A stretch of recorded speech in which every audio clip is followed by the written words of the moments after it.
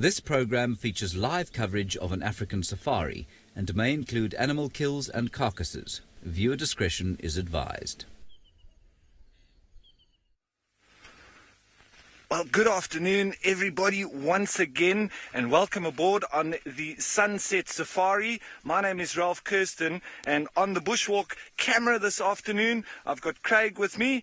How's it, Craig? And hi to all of you. Please don't forget to join us on the hashtag Safari Live on Twitter and on the YouTube live chat. Send us your questions and your comments and get involved in the largest game drive / bushwalk in the world. Now, this afternoon, I've decided to come out and just try and follow up a little bit from this morning's bushwalk, where everybody seemed to be finding quite a lot of leopard tracks moving around Gallagher Pan. Looks like there's 2 female leopards in the area. I know that Tundi was on the dam cam at around 5 o'clock this morning, but nobody was able to find them this morning on the drive or on the walk. So we thought that we'll come out, we'll see how they've moved around and just, see what has transpired. Now, I've got the other guys out. Steve is on vehicle, and so is Rafiki Dave. And so we've got a lovely team on the move, and I'm sure that between us, we'll be able to find something exciting. So I'm going to just be looking for those tracks and looking for anything else exciting along the track. We've got our noses to the ground, and so one of my other team members, Rafiki Dave, I'm sure he's ready to say hello. Hello everyone, and a very good afternoon. My name is always David, and with me today on the camera is Fug. Hello, guys. How are you doing, Fug? Good, how are you doing? Very good. Very excited to have you on our sunset drive, and we are ready to head out. What I want to do today is to help my brother Ralph in finding out these elusive leopards since morning and since the day before yesterday, I guess, sorry. The tracks are being seen, but they are not leading to her. So where she is, nobody knows for a fact, and all of us are not very sure whether it's Shidulu or Tandy. Well, if it's Tandy, maybe you could be seeing Tandy and the Princess Kalamba. So we haven't seen 2 sets of tracks, it has just been one, but for all those who saw those tracks, they're saying it must have been a female. So what I want to do is to work very close with the bushwalk team, with Ralph and Habi, and see whether we're gonna smoke out this leopardess that has been quite elusive since yesterday. The times Habi said he could even smell it, he was so close to it, but they could not see it. So we're going to go straight on towards the Bufosok waterhole, and then go to the left, back to the west area, where we think she is. This morning there's a very clear, loud bark, and one of the girls in the final control, called Lou, she came and found me by the car park, checking the car, and she went like, David, did you hear that bark? Did you hear that bark? And she goes the torch. Like, it must be here, it must be here. That was quite interesting. But I told her, well, these animals will see the cats from a long, long way. When even they give the back, it could even be like half a kilometer away, or maybe 300 odd meters, but they got very good eyes. Very good. Remember, on the drive, it's very interactive. Your questions, your comments are more than welcome. And there's another gentleman called Steve who would be more than happy to wave and say jumbo to all of you.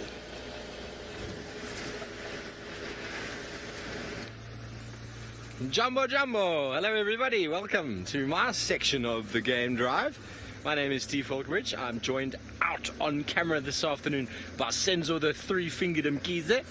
And yes indeed, as David said, it is a very interactive safari, and we are looking and looking and looking. This morning we were sent on a wild goose chase by, we reckon, 2 leopards. Definitely 2. We got a call from our mechanic who had seen a leopard. We were charging into that area, and then we found the tracks of what seemed to almost be a male in the sand, but it's Shidulu's tracks because they're a lot bigger than Tandi's. Tandi's got a very delicate little queen's sort of track, where Shidulu is just, she's a lot bigger leopard, and that's why initially I thought maybe it's a male, but on second look it's not a male, it's just splayed in the sand and bigger than the tracks we were following. But what is going on with those 2? We don't know, but there we go. Ralph has taken up the challenge this afternoon, and David is going to give him some help. So I'm going to go to other parts of Djuma that I haven't seen in the last couple days. because my leopard tracking has kept me this morning very close to Juma, or to Gallagher Lodge, and yesterday the lion tracking kept me all the way in the west. So we're going to go check, as we always do, our water points, the watering holes, see what animals are in and around.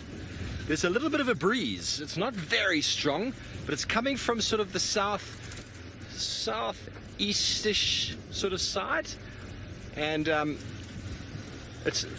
I'll see if I just stop and we get a look and a feel of the wind. Obviously, now that I'm in this little depression, the wind is completely stopped.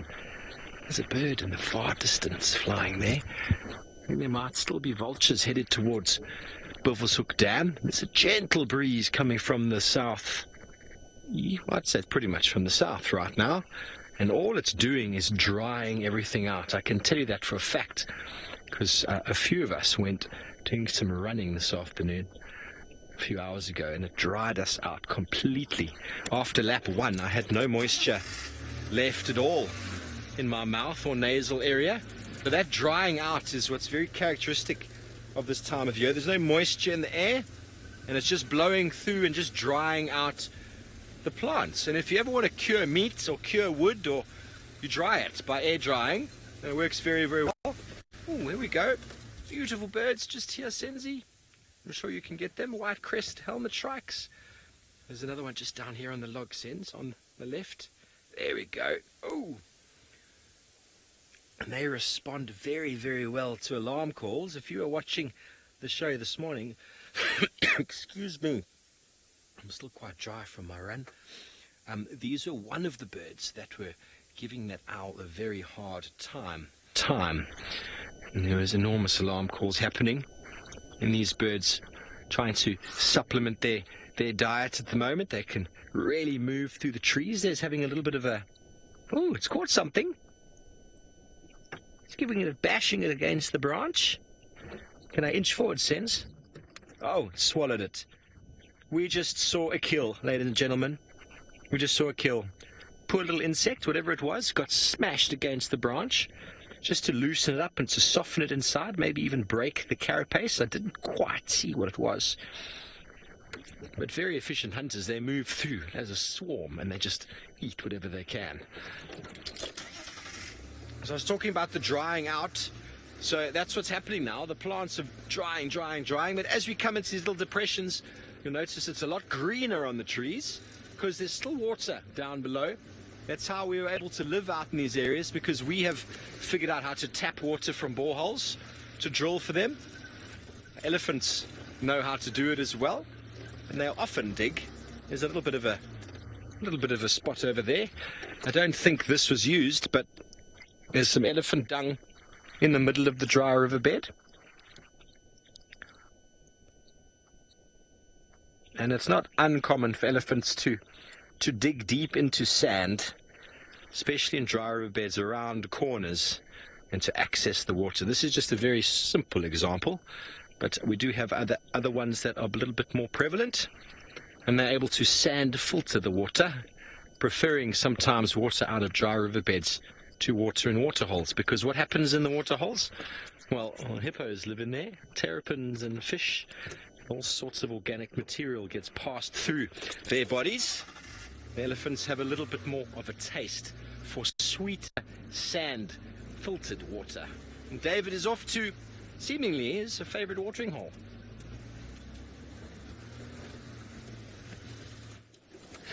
Yes, and I'm heading there, and as usual, waterholes will always be showing some good life. But before getting there, we found these two antelopes here. Should be like a young male and a female. And I think these are the nyalas. Would you want me back up a little bit? Okay, hang on for a second. Tell me when, Fug. All right, that's good. Sorry about that. And you got some nyalas just saying good afternoon and moving their ears there slowly. Interesting, for the last couple of weeks, the wind has been quite still. But today it's like the wind is picking up. If you look at that wattle and the bush, willow tree there, you can see the leaves, how they're moving. The weeping wattle. And that nyala got ears opened and all out, moving one after the other. Wind always brings them a bit of a confusion state. Not really confusion, but they tend to worry a bit because of the amount of wind. And you can see how independently they can move one ear from the other. So by bringing them out, they can pick up any slightest sound. And bearing in mind it's windy, it might affect their hearing. And they may slow from eating. Men being browsers, they got a lot of choice to eat. But it's time now to wait and listen what the wind is doing, and then they can continue eating. Pretty young, male I would guess, maybe about a year plus. And can see the panting of the ears because of the heat of the day. 80 or so degrees Fahrenheit is pretty hot, and they'll tend to breathe a little bit fast to cool off. All right, excellent. We might be moving forward now as we leave the nyalas to listen to the wind, and hopefully nothing going to happen to them. And let's find out whether Steve got a smaller carnivore with him now.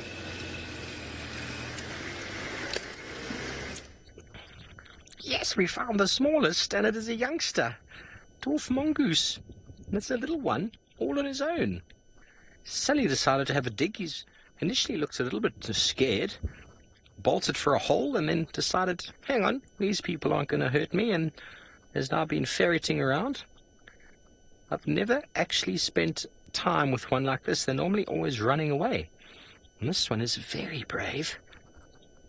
I love how when he walks you see the shoulder blades. Normally they're running. All you see is their bottom as they disappear. Or you're lucky enough to find them on their burrow as they groom. This little youngster's only about 4 or 5 meters away from us at the moment.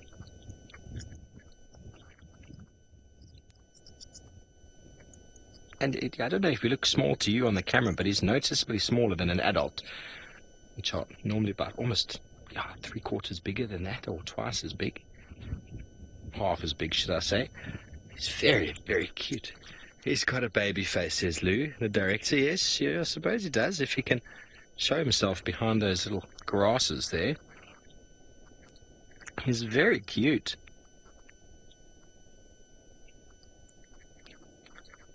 You going to come a bit closer? Yeah, here it comes.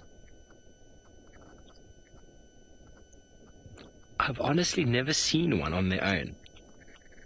I don't know if maybe the rest of the family is off and he's being a little bit cheeky, ferreting around the den. You know, as youngsters will do. Stay home, Mum said. Oh, right.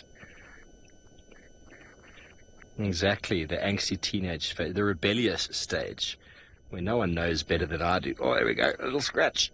Nothing like it. Oh, here it comes. What did you catch? They're very busy moving along. They'll be after all sorts of insects on the floor, ants or termites that might be out, any beetle, grasshopper, a lizard if they can catch it, scorpions if they could dig them out the ground. Oh, Sansy's too quick, eh? You need to be a sports photographer or cameraman to be able to keep up with this guy. Proper action. This is so cool. I didn't think he would stick around for this long. Did you? James, yeah, he is. He is. I mean, he's looking up at the sky every now and again as he moves, but that would be where the danger comes from, definitely from a raptor. But that doesn't always come from the sky. Sometimes they can just be perched in a tree. They can come along. Raptors can see extremely long distances. But yeah, there was just a little hole right here that we first saw him go for. It's only about 2-3 meters from the side of me there. Can you see it, Sens? Just past that impala dung. It's just a little hole. I'm going to jump off quickly and show you. He's now disappeared into the undergrowth. But here was the hole. Right there. It's possible that this is one of their many little burrows in the ground. Maybe he was just ferreting. gone now into that small little, I love to talk about it, but there's a small branch on the floor there that the grass is building up, and that's been damaged by an elephant, and that's creating a habitat, and not just for the mongoose to go into, but for the insects and all the sort of things that he'll be looking for inside. So very, very cool to find a little dwarf mongoose like that. And off we're going to go, and it seems like Ralph has found a tasty treat that this little guy would rather enjoy. Well, the mongoose would love some termites, but so would these ants that have obviously started raiding this termite colony. And if you look closely, you can actually see some of these ants pulling these termites apart and attacking from all fronts. It looks like mostly soldier termites, and it obviously would be soldier ants as well, but quite difficult to see with the very small ants. There's the odd much bigger headed ants as well, but there is a lot going on here, and this is just near to some elephant dung. And well, these are some of the only arthropods that are active during this time of the year. There are a few others, but mainly the termites and the ants. They'll continue on through the winter months as well. Now that's that elephant dung that we were talking about. Just below it there, I think the termites have made this their home, and the ants are now raiding, probably looking for their pupa and all sorts. You know, we do get matabele ants as well. Now, Conrad and FC, you say this reminds you of the movie Ants. Yeah, absolutely. My kids often watch that show, and it definitely does. And also the ant bully, where the little boy, well, the boy gets shrunken to the size of ants, and then he obviously learns the lesson that he needs to be careful of killing little insects and that, because if he's that size, he might land up in a similar situation.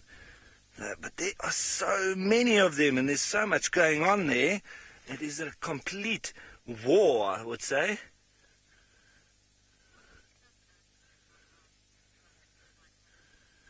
Tiffany, I don't think there's enough ants to wipe out the entire termite colony.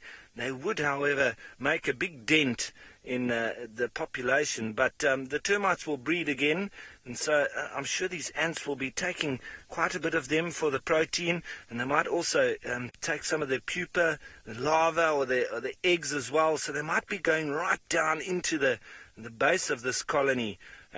You know, we also get matabele ants, but they're more nomadic, and they raid much bigger ants than these little reddish ones, reddish black, and they move around. They're very black, and they move around and attack big termite colonies, and they're known for that. I haven't seen much of these little ones attacking these termites. That's why it's quite fascinating, but awesome to watch, eh? You see what I mean? As we're looking for leopards, we just stop along the route and look for all sorts of other things. So we just keep a kind of target at the end of the walk, but we're stopping, going through all these little drainage lines, looking for leopard tracks, finding all sorts of things like this. So the wars between ants and termites. Sometimes with these termites, they can activate the soldiers, and they can defend themselves quite well. Gary, I think it's mostly the ants. They seem to be winning this little war. They seem to be a little bit smaller, but they're also more mobile, and it seems their little pincers or their biting apparatus is quite a bit quicker than the termites. They don't seem to be able to defend themselves as well, and I think their exoskeleton is a little bit harder than the soft abdomen of the termites. So termites quite vulnerable. If the ant can get it from behind, then you see how it sort of pinces into that abdomen, and then it's they start almost like wild dogs, pulling them in all different directions. It's like there's a whole bunch of killing going on here.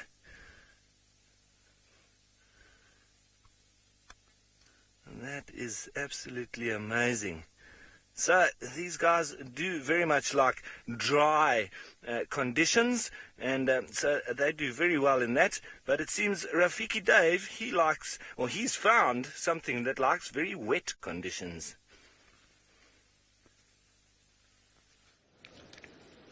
Correct, and termites support a lot of, out in the biome, they're very important because they support a lot of animals, termites. And without termites, I don't know how the ecosystem would be doing. And we got some animals here that would also love to eat, some reptiles that would also love to eat termites, and we got some terrapins. We got some marsh terrapins, and very unusual to see a fully grown one with 2 or 3 young ones out there basking themselves on the edge of the waterhole. 2 weeks ago, I saw quite a big number. There's a drongo there just trying to fish. Drongos are very funny birds. They are carnivores, drongos, and they'll take a chance to get any shrimp and just jump in the water. Chup. Thank you very much, Fak, for getting that drongo. And back with our terrapins, and the drongo is back in the water again. It must be seeing some interesting things there, and maybe the same animals or the same organisms that are fed by these terrapins. So one of them has gone back in the water. Always very skittish. I was saying I was here 2 weeks ago, and I think we saw about 50 of them. And the drongo jumps in the water again. Sometimes they might jump in the water just to align their feathers, if not necessary because they will not maybe eat in the water like that. They may just, in and out. And I think what she could be doing there is just to align her feathers and maybe to cool off. Right. Drongos have been known to be doing that a lot.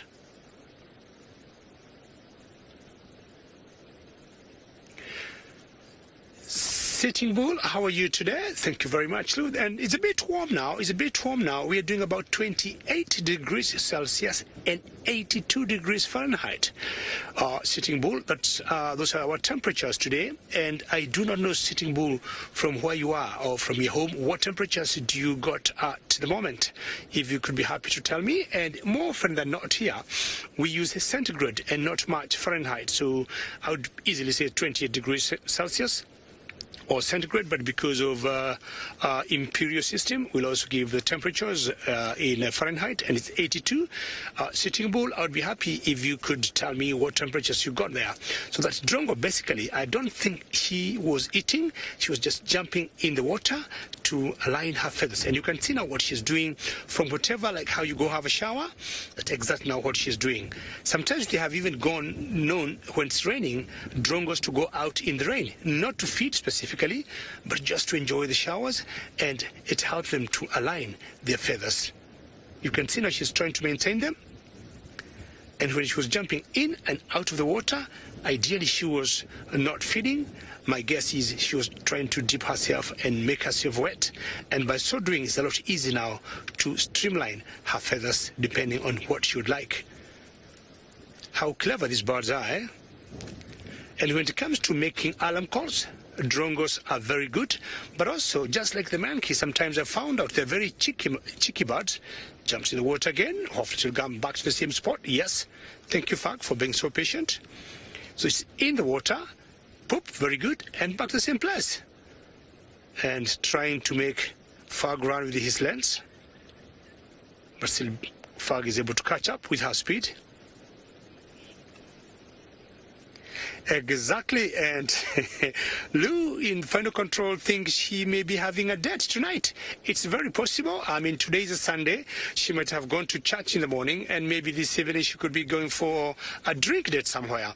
Because what she's doing is she's not feeding, she's just getting in the water, thank you, Fag, and dipping her feathers there and making herself wet. And what she'll do is to... We lost her? Not a problem. Ah, there she is. Very good. And then she's going to maintain all her feathers, and she'll be looking good. And, as Lou says, she may be having some date tonight. Maybe she could be a female, and she might be doing some, mating calls later. And when the male will pop up, we'll see some beautiful, good-looking female. I was just saying earlier how sometimes drongos can be cheeky. When they do alarm calls, they're very reliable. But we have found them sometimes, or personally I've seen them doing alarm calls, and when all the other birds will lose their concentration and go where the drongo is, those birds, if they're having, for example, a party of eating something, the drongo will very quickly go to where they were and start eating their food. So she got two types of alarm calls. One of them is genuine, and the other one is just a bit cheeky. I have seen it a few times going, and like all the other birds, will get attention to her or to the drongo, finding out what could be the problem, and then she leads them elsewhere. They leave their feeding party or whatever they're feeding on, and the drongo very quickly sneaks back and enjoys their meal. And you can see the tail there is forked. That's what we call it, the forked drongo.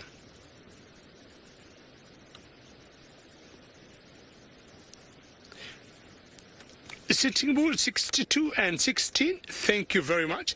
But you can see it's much warmer here than where you are, Sitting Bull. Thank you very much for the feedback. Let's quickly go to Steve and find out what update he has for us right now. Yeah, well, we found Zazu, ladies and gentlemen, and he's been running around on the ground. He's got himself a lizard, or a skink. Looks to be a skink. I can't quite make out which. But he's got an... looks like a... oh, no. Can't quite tell what species it is, but he's making short work of it. Definitely killed it already. And getting ready, just doing some tenderizing. I don't want to move. I don't know, he's got his back, or she's got it back to us. Going to end up swallowing that thing whole. Can you imagine? There we go. That's a better view. Here comes the money shot. For sensitive viewers, bear in mind this animal is doing this live, and this is food. See how it lost its tail? The tip of its tail in an attempt to protect itself. Didn't work against the hornbill. He's going to probably try to rip it apart until it becomes more manageable pieces. Or is it going to swallow the entire thing into the crop? Oh! Maybe he's going to go back to the nest. Can you still see it? Just going to turn and have a little look-see. It's just landed over there somewhere. Can you see him, Sans? Oh, it's in the open. Decided to take its meat to the shade. This could take some time to break it into manageable pieces. Or is he going to try and... there we go, starting to rip. You see where the head is kind of breaking apart. You see, that's why hornbills do so well. Their varied diet and their strong, long beak allows them to not migrate. A lot of the birds that we find sticking around here have sort of adaptations, meaning they don't have to leave. They can feed on fruits when they're ripe, feed on insects when they're at their highest, and then scrounge around and feed on things like lizards, skinks. I've even seen one feeding on a mouse before. Shame. Anybody get an ID on that little lizard? Joe, indeed. The eyes are bigger than the belly. If it gets the whole thing down, I think it knows it won't get it all down in one go, so it's going to try and dismember it in some way. Also keeping its eyes open, because while it's going through this stage, it is potentially vulnerable, like that mongoose was. There's no other hornbills to be seen that I could see, so it's probably why it also moved into the shade, to get a little bit more less visibility from a prying predator.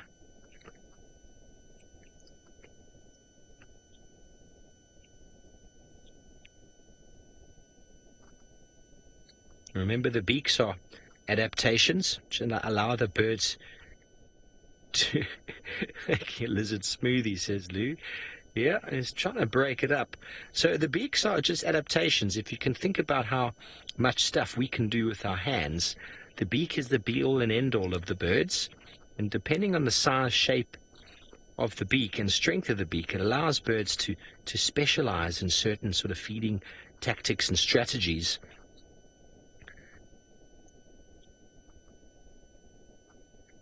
And quite like almost like a sushi chef with a pair of tongs. It's like, David, does it look tasty to you? Okay, well, definitely looks more tenderized than it did when we first saw it. Looks like one of those ornate lizards, ornate sand lizard. I'm not sure. It's hard to tell with him moving around like that. If anyone can get a screenshot off, maybe we can identify it.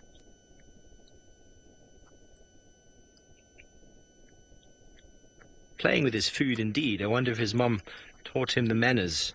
Don't play with your food, I was always told. I suppose when it's as big as that, you need to try and figure out how to make it a bit smaller.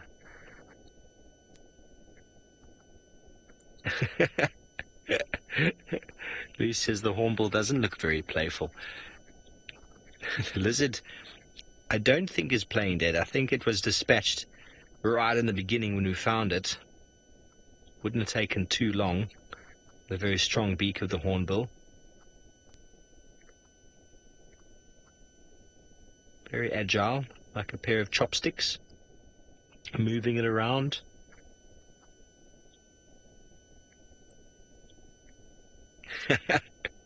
Luke in FC reckons maybe he's defrosting it because it's come out of the freezer. Here we go. Is it going down? Oh no, I thought that was going to happen there. This is fantastic. This is his Sunday dinner. Now you can see why the shrikes use thorns.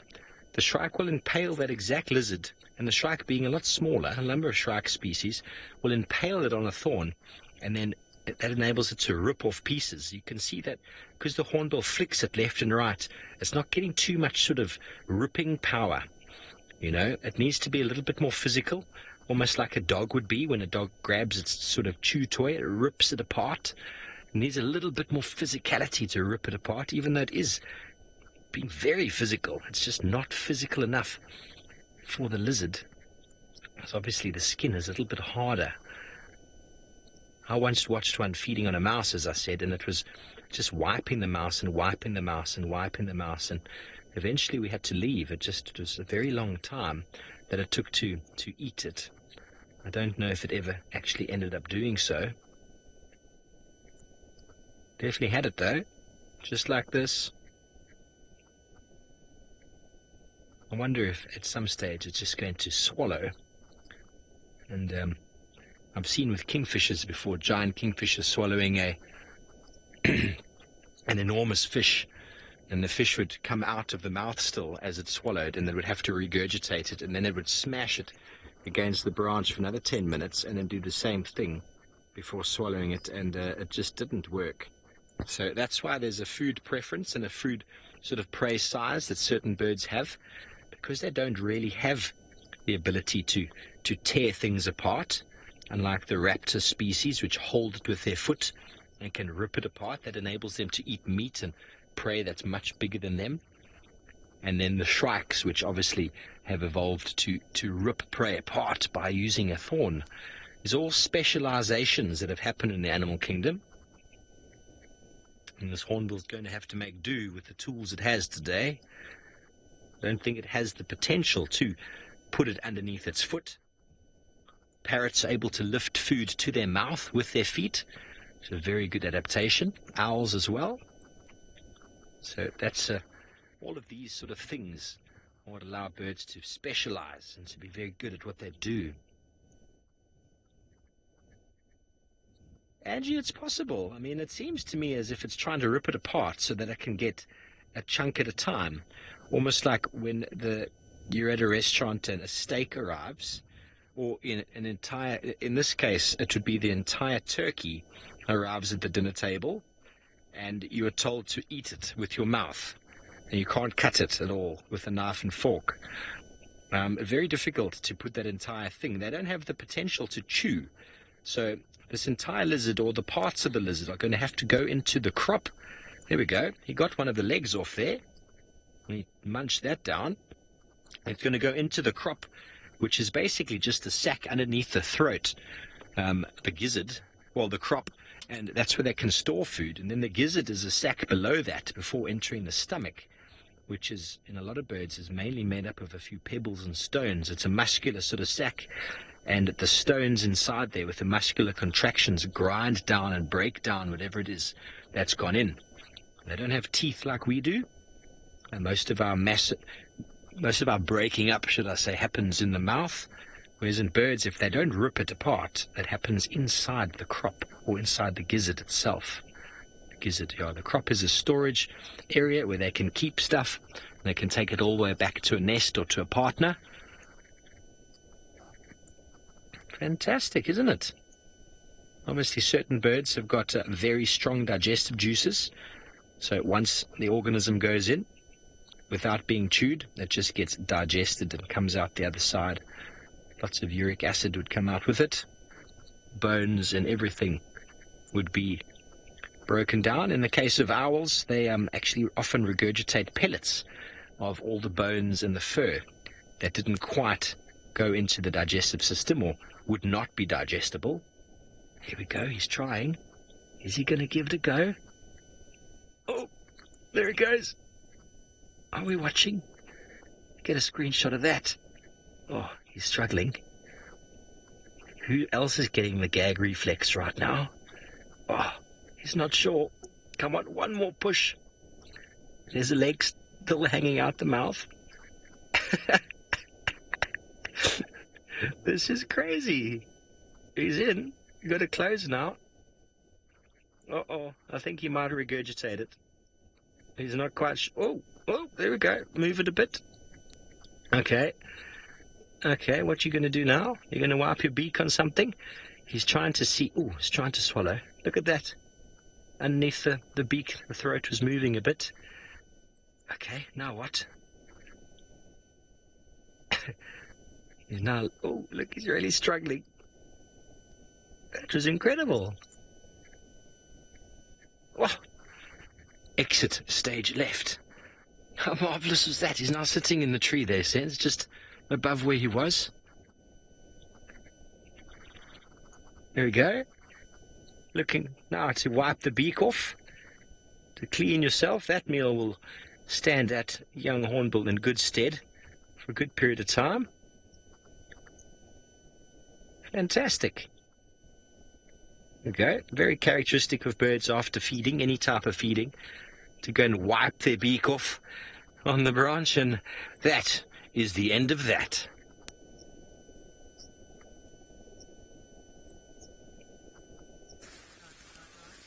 Well, everyone, we are still working the drainage lines, and if, I've had a couple of questions regarding drainage lines, and this is exactly what a drainage line is here in front of us, where these, all of the, like the name suggests, the water drains towards the lowest area, and then it starts to wash down through there. So obviously down in there's quite a bit of erosion because the water being washed down here, then it all joins up and starts to move down these particular areas. And it's not only the water that likes to move down there, because it's nice and shady because of those trees, etc. Lots of water down there. So then you start to also get the animals that move in those areas too, because of the lovely shade, because of those nice trees that you get down there too.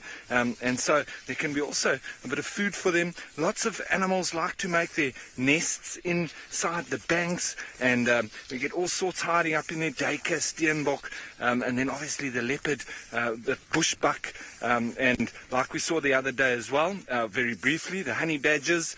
So a lot of animals do like resting up in these drainage lines, and that's why we're working a little bit alongside them, through them, next to them, and trying to pick up any signs of these two leopards that have been moving around the area. We did just pick up on some fresh tracks of Tundi, so and Herbie also thinks that maybe a little bit of a sign of Kalamba, not fresh tracks of Kalamba, but she has been moving on this particular area. So hopefully we might be able to catch up with them. I'm not promising anything, but that seems like a good chance that we might find them this afternoon. We'll just have to keep trying our best. But that seems like an amazing sighting that you guys had with that hornbill and the lizard.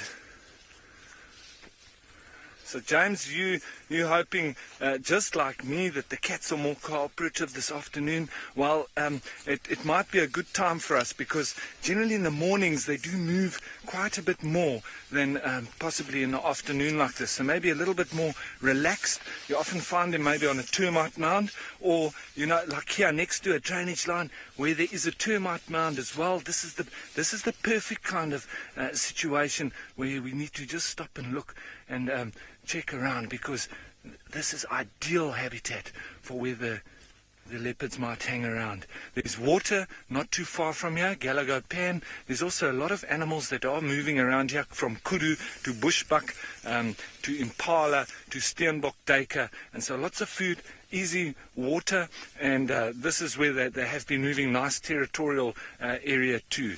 So we are hearing some grey go-away birds just alarming up ahead. Quang! I can't hear it. They're quite far off, but I can hear it, obviously. Sometimes it can be because we're actually walking here, so maybe it's because of Herbie in front. That's what you need to work out. It can often be from us. But once we start hearing those squirrels or monkeys, that's when we really know that we're in business. Now, eagle spout, I don't think that Kalamba was seen on the dam cam last night. I think it was only Thandi, but it's quite interesting because Thandi was seen on the dam cam at around 5 o'clock. So she was walking around almost exactly the same time that the bushwalk team was as well. And also those two young female lionesses that were walking around from the Nkuhuma pride. Now Herbie seems to think that he found tracks of the bigger part of the pride that have joined up with those two youngsters, and now they've pushed off. So we think it is a complete success story with them having joined up and now they've moved on. But Kalamba, we're not 100% sure exactly where she is. Seems Thandi is moving in this area, and we're just hoping that we can pick up some fresh tracks of her as well as we go along. For the moment, we're on Thandi's trail, and it seems to be moving along this drainage line. Nice, as you can see it here. Lovely drainage line with riverine vegetation next to it.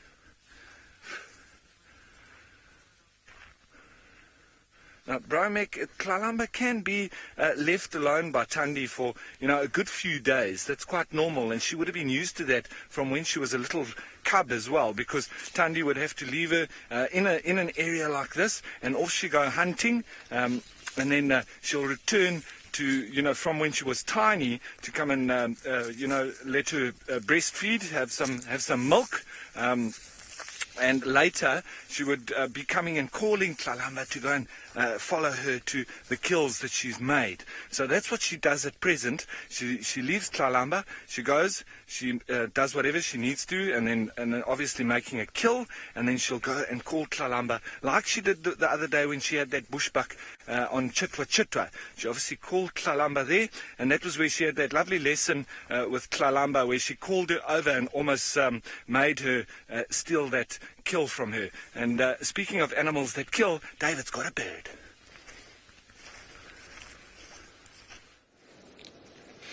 Yes, we are very lucky to see animals that go for others to survive, and we got a kingfisher here, which I guess is the brown hooded kingfisher. It's very characteristic of the kingfishers to keep moving their heads left, right, up and down, bobbing them up and down. And by so doing, they are always estimating the distance or looking at the depth of what they'll be going for. To me, this is like a young one. It's not fully grown. Brown hooded kingfisher. Looks like a juvenile to me. And it is in such a position that it can see anything that will be happening down there for insects, be they grasshoppers or locusts.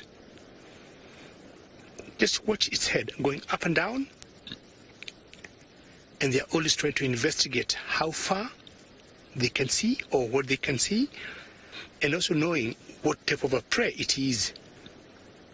So interesting, most of the kingfishers got the name kingfisher, but very few actually would eat fish. The ones that I've seen strictly eating fish are the pied kingfisher, and the giant kingfishers, but most of these other kingfishers, the brown-hooded, the mangrove kingfishers, the unlet kingfishers, the Madagascar kingfishers, they all go for insects. It's so interesting how they keep moving the head up and down. It's such a beautiful kingfisher, eh? And you can see at the end of the beak, it's not as orange as they normally be for the adults. It's got a bit of blackish in it. So she'll just be there, very patiently waiting and looking.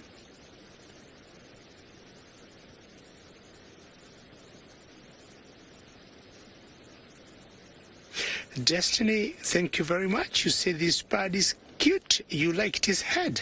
Fantastic. I agree with you, Destiny. And also look how it's bopping its head up and down, Destiny. You see that? And I don't know what other birds would do that, but I have seen that on lizards. If you look at certain lizards, you'll always see them also moving their heads up and down. Oops, it's gone. And the reason they do that, even for the lizards, is to find out the depth or the position of the prey. And that was a very good show to see it moving its head and down. And how exciting, Destiny, and I hope you enjoyed that view of that kingfisher. Nice. Right. How they got the name kingfishers? Yes.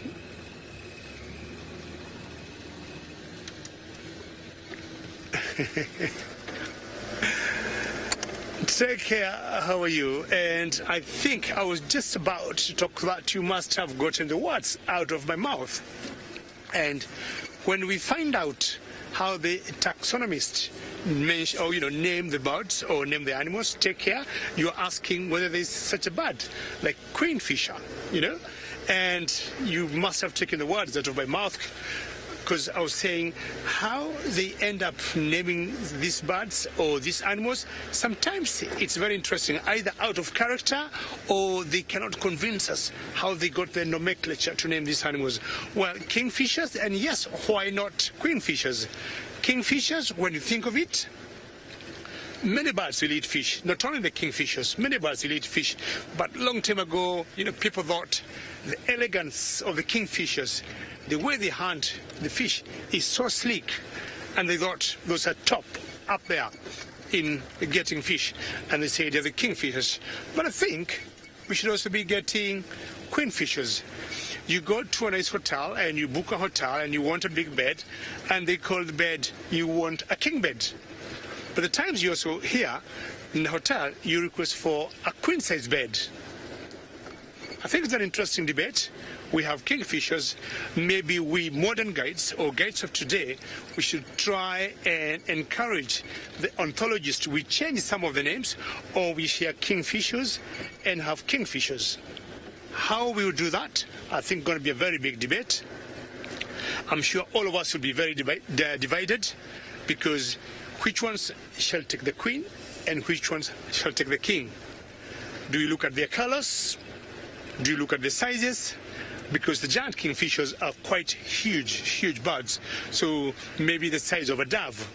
And the rest of the kingfishers are that size, like the brown-hooded kingfisher we saw, the pied kingfisher, a little bit small, a little bit bigger. Then you have the mangrove kingfishers. I think maybe me and all the other guides, and maybe all over the world, we should all agree, if kingfishers doesn't make a lot of sense, let us divide them into two and have the big ones maybe as kingfishers or queenfishers, and have the other in the other size having the other name. Otherwise, it was interesting to know or to ask which or where are the queenfishers. No idea, but I would want to agree with you. We should change that.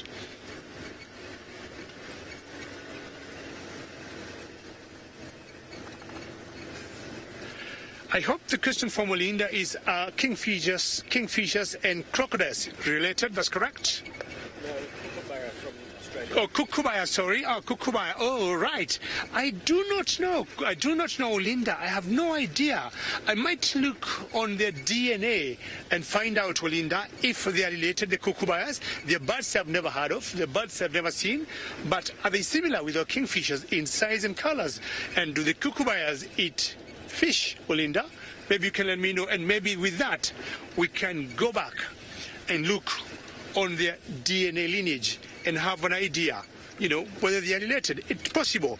But I know we have also kingfishers, I guess, in Australia too, and we also have kingfishers in other parts of the world. So I would be more than happy if you could tell me whether the kookaburras are similar in size and color. All right, kingfishers time. Let's go to more kingfishers with Steve Ovo.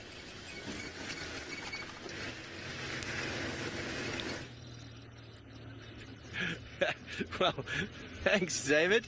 We're still discussing our little, what I think is a common rough-scaled lizard, or ornate rough-scaled. It's hard to tell. It didn't have a head, but he had that sort of characteristic scaling on the back. Wonder if any of you out there who know your lizards, probably better than me, can confirm. How marvelous was that, though? I thought that was an awesome little sighting.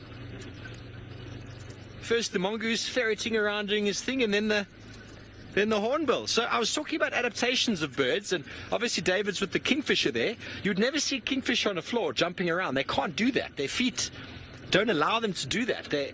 Their body weight is actually a little bit too heavy for them to jump. So they have to fly. That's why when they hit water, they fly back up again. Hornbills are able to land on the floor and run around. So they've actually really sort of taken their feet to a different level to assist in their feeding. So where the adaptation of the beak can go, and it takes a very long time to get there, to get the beak to that sort of stage, evolutionary wise, then the feet can play a role as well. You sometimes find owls running around on the floor, not looking very, very owl-like, but I really find it interesting how we can look at all these adaptations and see how these birds have evolved. You could never see a bee-eater doing what we saw there as well. And so it allows the hornbills just such a much larger variety when it comes to diet choice and selection, which is very cool. I read a book a few years ago called Darwin's Finches, all about obviously Charles Darwin and the finches that he found in the Galapagos 150 years ago or something like that. And it was written by two professors from a university in America. It was amazing. In 20 years, they saw evolution happening. They saw it happening. Dry and wet seasons overlapping, and as soon as it became very, very dry, the specialists came out. The birds that sort of went in the middle, the one finch that had a really strong beak and the one finch that had a really small beak, able to feed on the very small seeds, one of the very strong beak able to crack open the big hard cactus seeds. Those two survived. Well, those two types survived. The ones in the middle just disappeared. So they proved a lot of what Darwin had come up with evolution to be true, even though he just took some samples a very long time ago and wrote a book about it. Obviously a very, very big book that has changed the way a lot of people think. And for a long time, even during his life, people thought he was an absolute fool. When a lot of the stuff he's brought forward, we can see happening in our lifetime.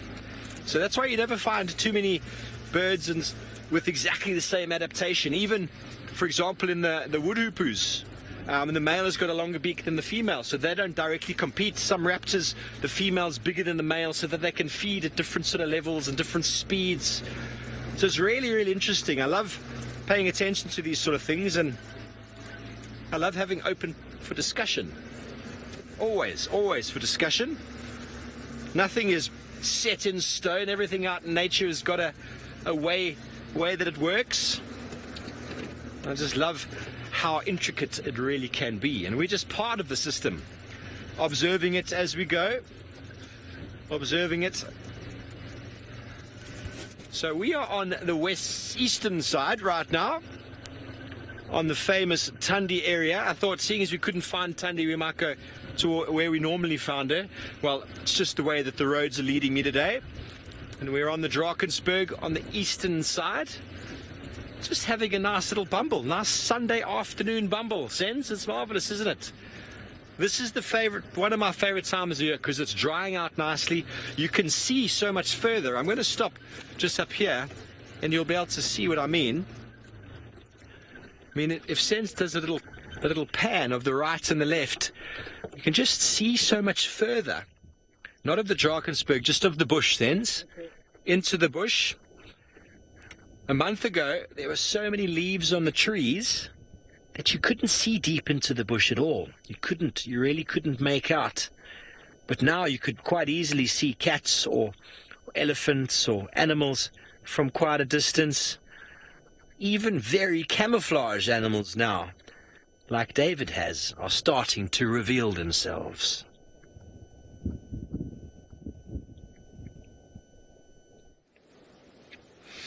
Yes, what happens during the dry time, especially now winter, the trees tend to shed all their leaves and the bushes open up more.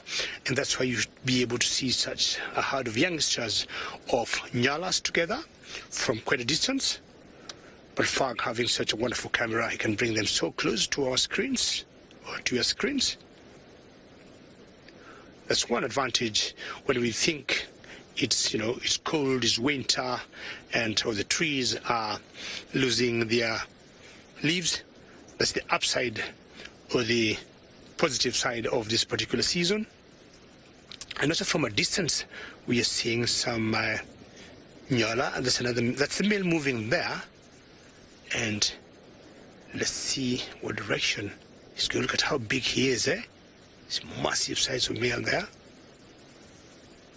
Look at how majestic with his characteristic yellow socks, which you'll normally see on the males, being followed by females, and also a different type of antelope with them. It's quite unusual.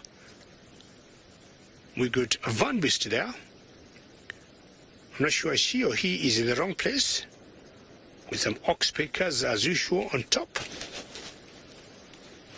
And it's all question of safety in numbers.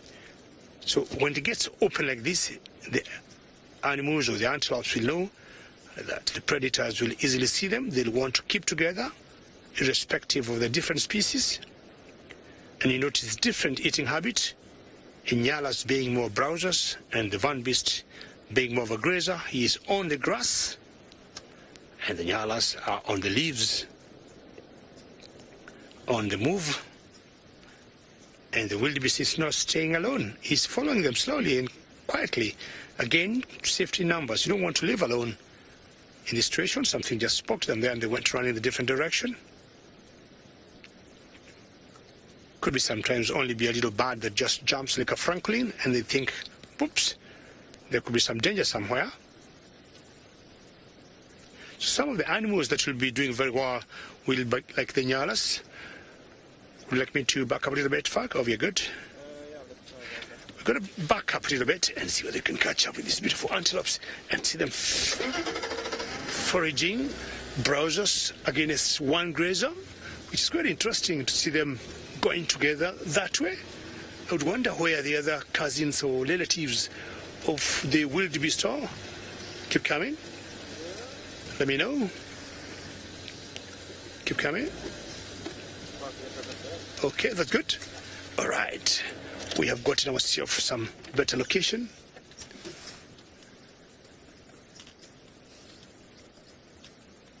Sorry, I missed Nathan's question.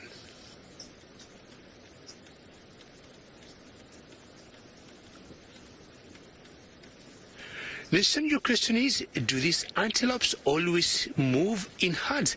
In general, the nyalas, yes. Once in a while you might see a single one here or there, but in general, most antelopes will always move in herds in big groups. It's very unusual to see one alone.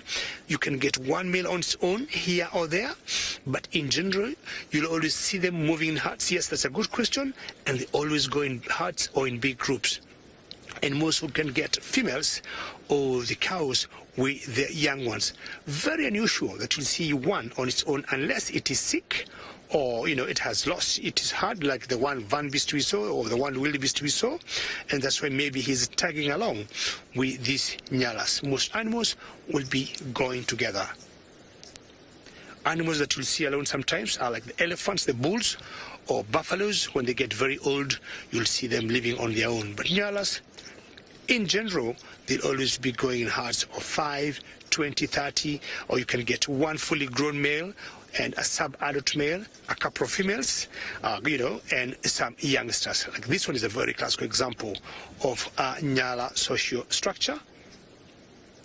So we saw one fully grown male that was passing. That one you see there is a young male in the herd. And we got some, females and some youngsters. Ralph is still walking and he might want to tell us something now.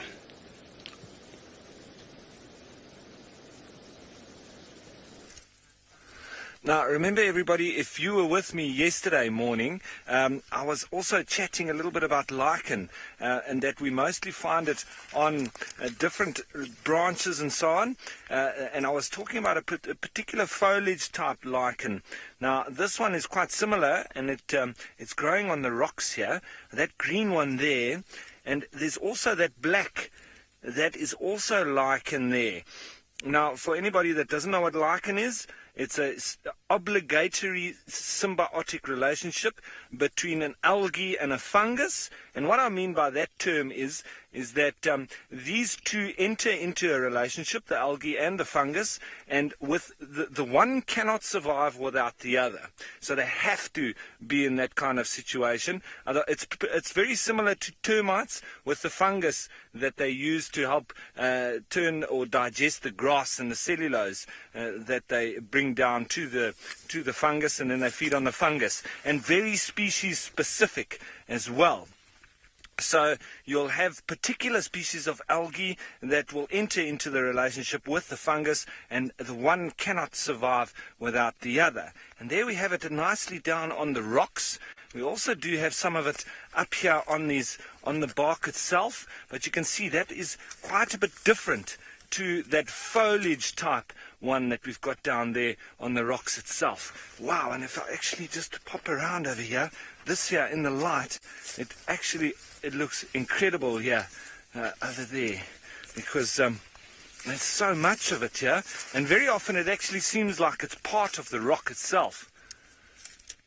Here, it is probably edible because, the algae is forming the food part or the photosynthesis, and the fungus forming the substrate from which the algae can grow on. And there are different organisms that do feed on this, but it's quite specialized because it's not making a terrible amount of food. But I know there's some birds and frogs maybe that also eat different ones.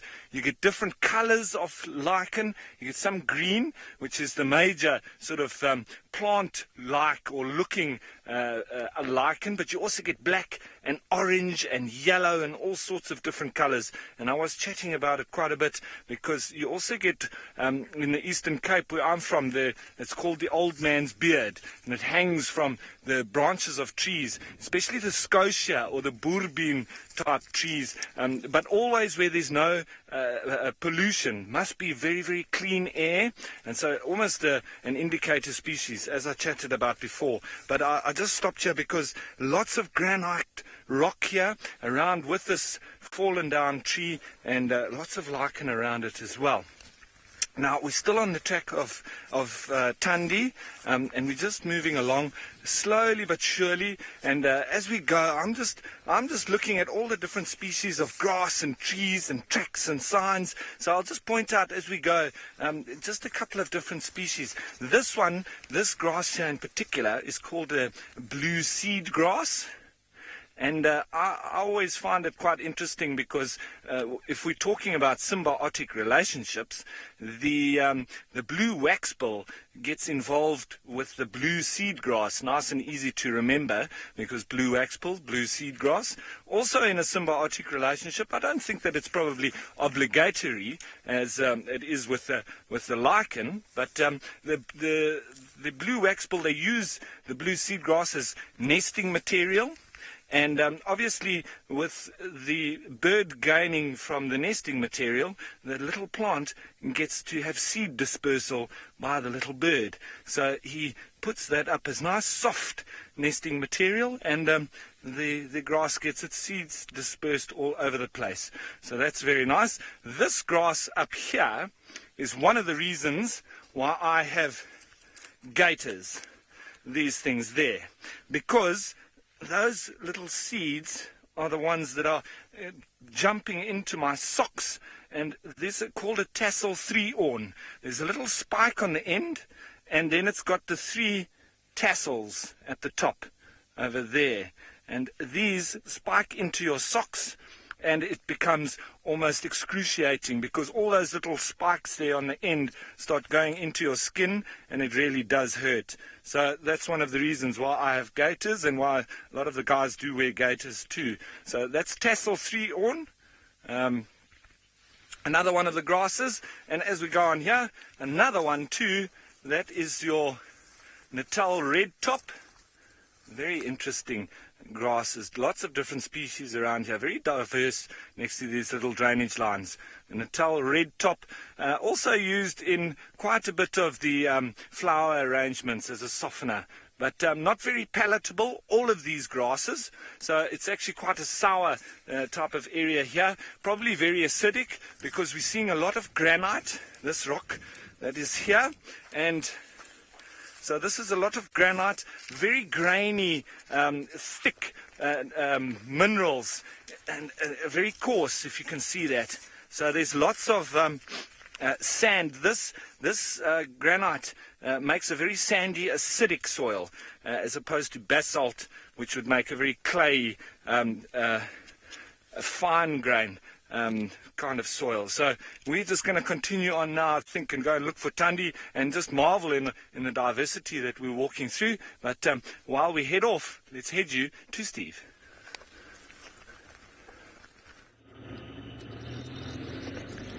Hello. Don't mean to speak so softly. We're heading in this direction. Rexon from Druma Lodge is out, and he has managed to find tracks of Tundi with Kalamba. Well, we're thinking it's her. Close to Treehouse Dam, where I was originally going, until we got sidetracked by a red hornbill kill, which was marvelous. But so we are sort of in the area trying to get our nose to the ground and see if there's any sort of tracks that we can be of any assistance with.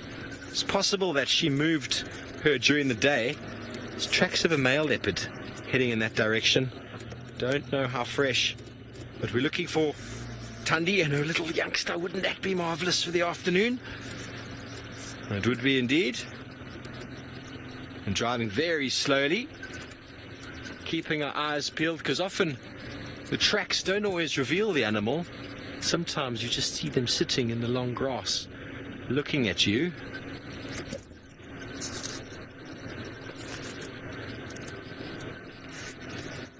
I don't want to drive over them. Okay, so those tracks of a male leopard gone down into that. We had those tracks, Taylor had them this morning. They went out past Treehouse Dam to Shabamo Road to the west. So we're going to assume it's the same animal. How is everyone out there doing this lovely Sunday afternoon? Send through your one-word tweet, one-word comment. Let us all here know what's going on. Relaxing, working. Hopefully no one's working on a Sunday. Only us. We're the ones who work on Sunday, if you call this work. Colette, it's a fantastic question. In captivity or in natural conditions, quite different, because a male leopard, they could both live the same, but females normally get up to about 13, maybe 14, purely because they don't compete as much as males do. And males, 12 is old for a male because he fights with other males, so eventually he just loses condition. So generally with leopards and lions, the males have a little bit less life expectancy, but if you had them in captivity, there'd probably be no difference in that, purely because of it's all about the competition side of things. Males are obviously trying to look after the ladies, and that requires a little bit more effort and attention. It leads to more scraps with males and invariably to, on average, lower life expectancies. But that is what I suggest. So, like, Tundi's still probably got a couple of years in her, whereas Tingana probably still a little bit of time. But, you know, as I say, there's an average. We can't look at an individual and say specifically, but they are both getting quite long in the tooth. But it's great to be able to see them, and it's lovely also to be able to document the new blood coming through. in the form of Shudulu, Hukumuri, and the beautiful little Kalamba. Really, really nice. So, huge herd of elephant tracks here, which is what we actually eventually, what we've turned off sort of westwards or eastwards earlier for. And they've gone sort of probably down towards Chitwa Dam. And then we found that lovely hornbill activity. This is the highlight of the drive so far. But we're not over yet. We still have some hours to go. Sorry, Senzo. This is a very popular area when Hosana was around. You'd love this little drainage depression. And so what's nice is that we do know that Taylor had this herd of elephant. Can you see the tracks in the road there, Sens? Let me just turn a little bit this way.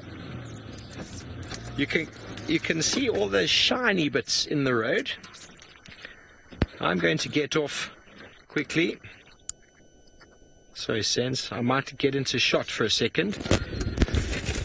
Okay, so a herd of elephant came through here sometime this afternoon. I know Taylor had them sleeping that way, that side. So if you don't know how to tell direction of elephant tracks, it's quite easy to tell when you're looking through the camera there. You can clearly see how shiny it is over here.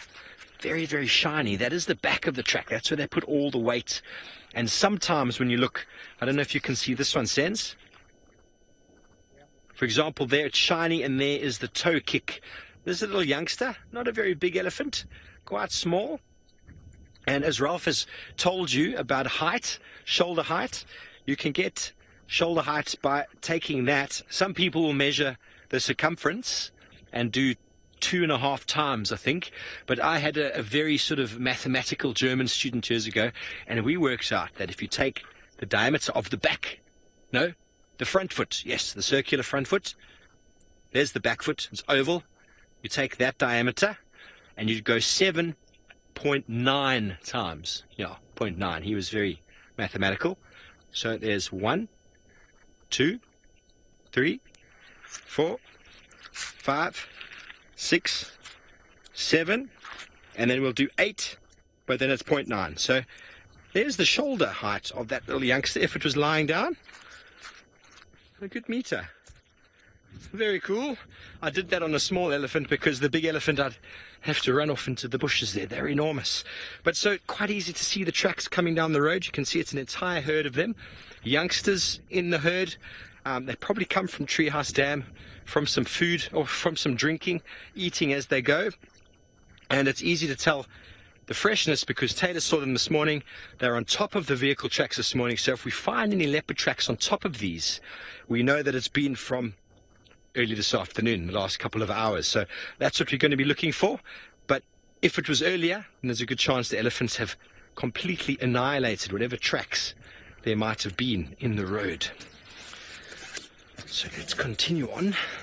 Don't know if Lou was talking to me there. I didn't get any. Up. There we go. There's a question.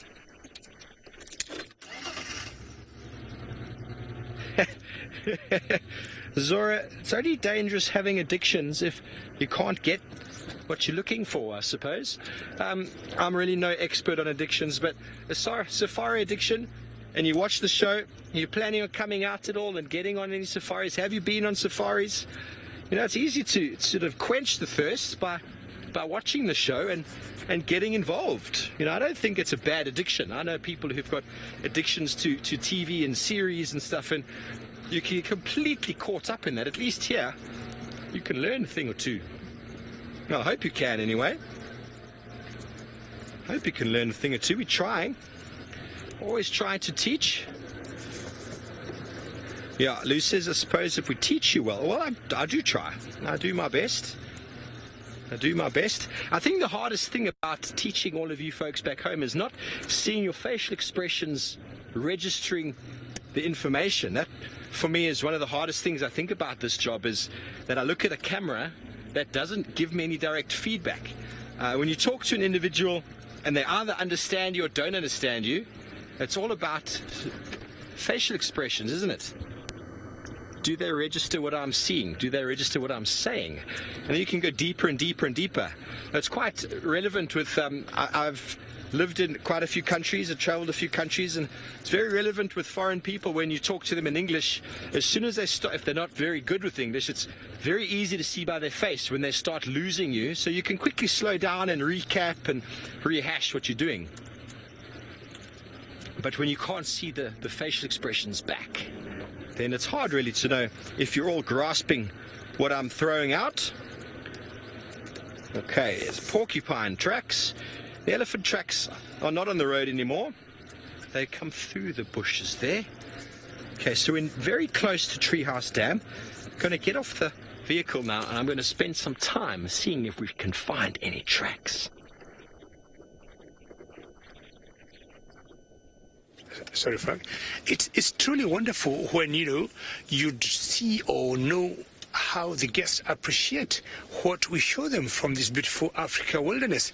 For example, when we see such a majestic antelope walking in the Africa wilderness, and that is a kudu. For those who have never seen this antelope, it's called a kudu, and that's a male because of the horns. So as Steve says, it could be so exciting if we could know how some of the viewers feel, even without talking, how they brighten up their eyes, how they brighten their mood by seeing such wildlife or such animals. Look at the size of the horns of that kudu as he walks away there. And from the village I come from, the horns of this kudu, yes, and Lou says he is very elegant, quite majestic. Antelope, huge, fully grown, maybe over 500, 600 or so pounds in weight. And we'd use these horns for keeping honey. So if you could, bump into a dead kudu, would just pick the horns because they are hollow, clean them up, and then put some honey inside. Certain areas from the same village I come from, we could get the horns and we could make some musical instruments. For example, a flute. You would imagine making a flute from a horn of such an animal. Nothing would go to waste. As he keeps going, rather unusual to see him going alone there. Definitely, most likely, is going to join others. And being browsers, they'll always be eating some leaves. And maybe he'll stop there and make sure he gets some leaves for himself. Anyway, kudu is very interesting. And anytime we are in the bush here and we are looking for a reliable alarm call, we get one back from kudu. We'll always rush in that direction. They're very sharp.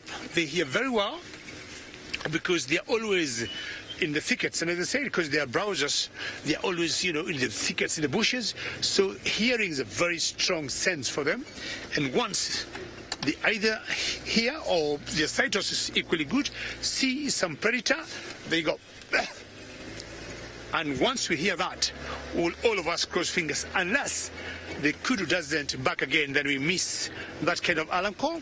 They're very, very reliable. Females will not have the horns, but occasionally we have seen some females having rather unusual small horns or misformed or going crooked in different directions. But those massive horns you've seen on the males are very useful, even from the village I've come from. Once in a while, we've been seeing some tracks, me and Fag, which we think are also of a fully grown leopard. But now they're going in a different direction from where we are. Initially we saw them going this way, and those are tracks we're also trying to follow. Steve saw others, we are seeing others here. At one point we thought it was for a young lion, and the avokas, we think they are in the same area or in the same drainage where they had the buffalo killed the other day. So if it's a lion, then it could be very interesting to know which lion could be moving alone. So we're just debating, is it a young lion or a fully grown fully grown male leopard. And leopards also have been known to bring down kudus for prey. So we're going to follow those tracks and see where they're going to take us.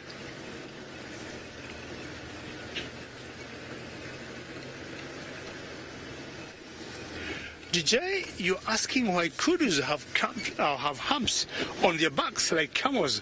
I think kudus being found in semi-arid areas where it's rather dry and They may have them like camels because of maybe storing a bit of water and they don't drink as much.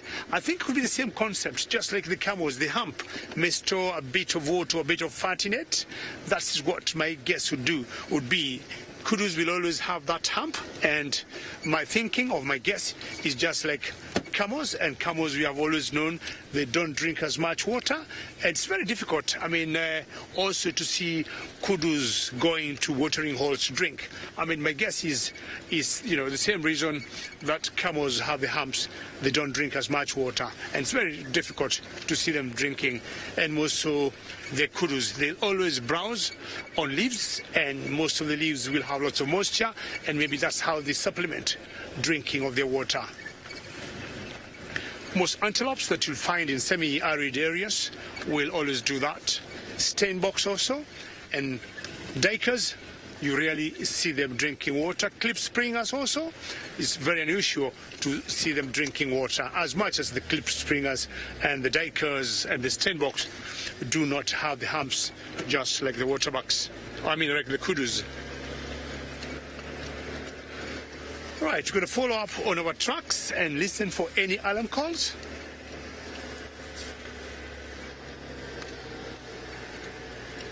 Sorry, what did Kellen say?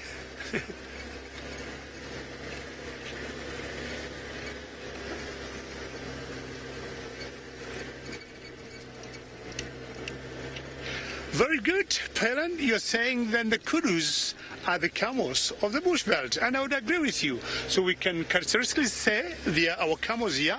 If you look at them, they are huge, they got the long necks, and also when they walk, they just walk like camels. So we can say they are our camels of this area, Pelin. I agree with you 100%. We can call them our camels until maybe we see the actual camels. And in that size, the animals with humps, I think it's just the kudus, not other antelopes that will be of that size that will have the hump on the back. That makes a lot of good sense, and that's a great comment. Alrighty, we'll see where our tracks are leading us. And as I said, keep our ears opened.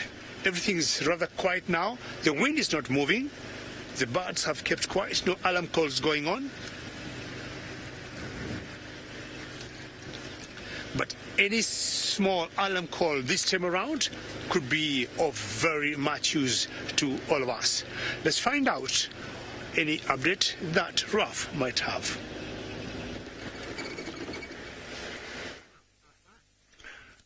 Everyone, I've just been checking some tracks, and it seems we have been following on from Tandi, and it seems like we're a little bit far behind her. She's actually now, well, there's tracks been found near Treehouse Dam, so we've just looped again, and we found some tracks of Shudulu, quite fresh.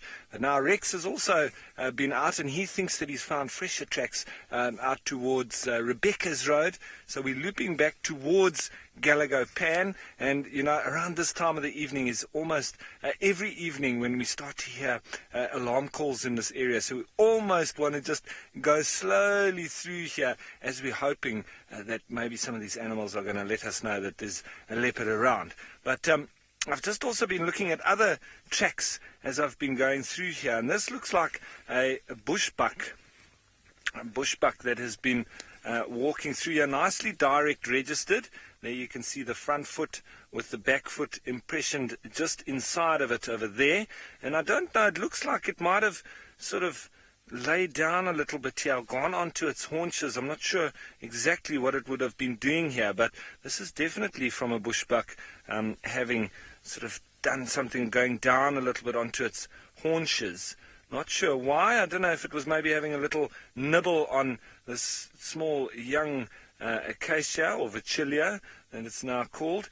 I don't think that it would have been feeding on a tamboti, which is just over there. That's not very tasty for them. It's quite bitter, and obviously having that poisonous latex on the inside. I don't know of bushbuck feeding on tamboti. It's always possible. There are some animals that do, porcupine and so on. And so, yeah, it's just a little bit of tracking. It's a little bit quiet for the time being, but we're still moving on. And as we go through these little sections, it's always amazing because this type of area here, especially underneath these tamboti trees and jackalberries, is where we often have a lot of evidence of elephants having hung around here in the shade. And the tambutis and jackalberries in particular, because making very good shade do these trees, and also winter, summer, all year round. So lots of elephant dung underneath these, but you can also notice that even though there's a lot of elephant dung underneath here, you don't have anything else growing. And that's not as a result of the elephants, it's mostly as a result of these tambutis, because they're making the soil very, very acidic, and then obviously quite toxic to any plants, and it's almost devoid of anything else.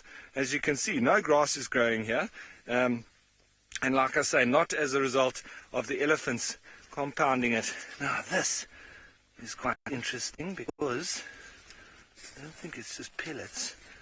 It actually looks like, let's just break this open a little bit. I think this is bushbuck droppings over there, same as the tracks that we've been seeing. Not often that you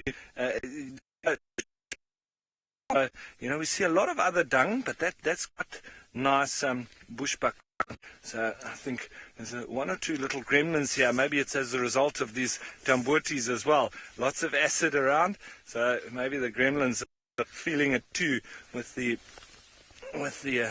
tambuti trees. So, and also lots of the marula pips that we found in this area, sometimes as a result of the elephants having fed on the marulas, and then the squirrels come in afterwards and they feed on those little kernels on the inside, and then it does make it look like it's got a little face on it. So very, very rich in protein on that kernel on the inside as well. So very, very useful. Kathy, I would say the senses that we use most when we're tracking at the moment now, we obviously with your head on the ground, your head looking down quite a bit, looking for the tracks, so your sight, but then you're most also listening for any of the alarm calls. So I would say primarily the two senses being sight for the track and sound for the alarms coming up. Not generally too much of the smell. Obviously you can smell with the sort of popcorny type smell. That's when you're very fresh, when you're behind a leopard like that. But first and foremost your sight, picking up the tracks, and then your hearing to pick up the alarm calls ahead, especially when you start to walk through an area like this, when you could be getting close to a leopard. And if we had to hear any of the kudu or nyala alarm calling up ahead of us, then that's when we really quickly try and catch ahead and try and get up close to them. So those are the two things. But as you're walking, you do need to keep your real senses about you all the way, because we could have elephants breaking branches. We don't want to bump into elephants. And if we're tracking a leopard, we don't want to be, frightening it or getting too close. Maybe it does give us a little bit of a growl. Same with the lions. If you get quite close to lions, you hear that little growl. If you're walking and you hear a snort, and possibly even scraping a foot on the ground, that could be buffalo that have picked you up. And one of the real giveaways of buffalo is the oxpeckers, the yellow-billed oxpecker. So that's the one that you definitely want to hear, because you normally hear an oxpecker and then you look just over the bush and there he is sleeping, and the only way that you knew that he was there was because of the and that noise from those yellow-billed oxpeckers. It's a dead giveaway that there's a buffalo nearby, and often the only sound that you hear from them.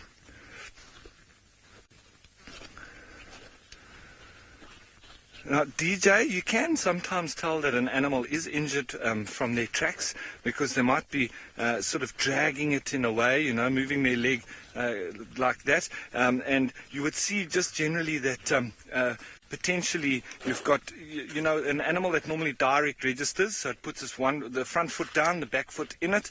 Maybe it's slightly skew. You can see almost everything from the tracks.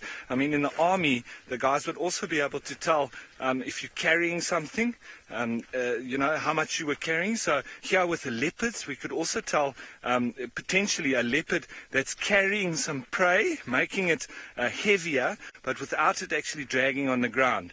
Obviously, drag marks on the ground, a dead giveaway that an animal has got a kill with it, and it's shifting it. Normally lion and leopard, they can drag kills, and leopard would drag it and then take it up a tree. So if we see drag marks, obviously that's going to be a dead sign that we go in there and we try and have a look. But that's also one of the things that we need to be careful of, because a cat on a kill can also be a little bit more aggressive towards you because he's going to defend that food. So you do need to be a little bit wary around that. But you can also then see in soft sand, per se, that a leopard has spread its front legs like that and walking with the feet actually angled slightly more inwards, and then the head up, held up high, and those impressions will go a lot deeper into the sand. So the tracks tell all, and they never lie, and they are the exact evidence we're looking for. Now Steve's got a lovely bird. Off to him. We've got it. Oh, we had one. I think we might get him if we go back. There he is.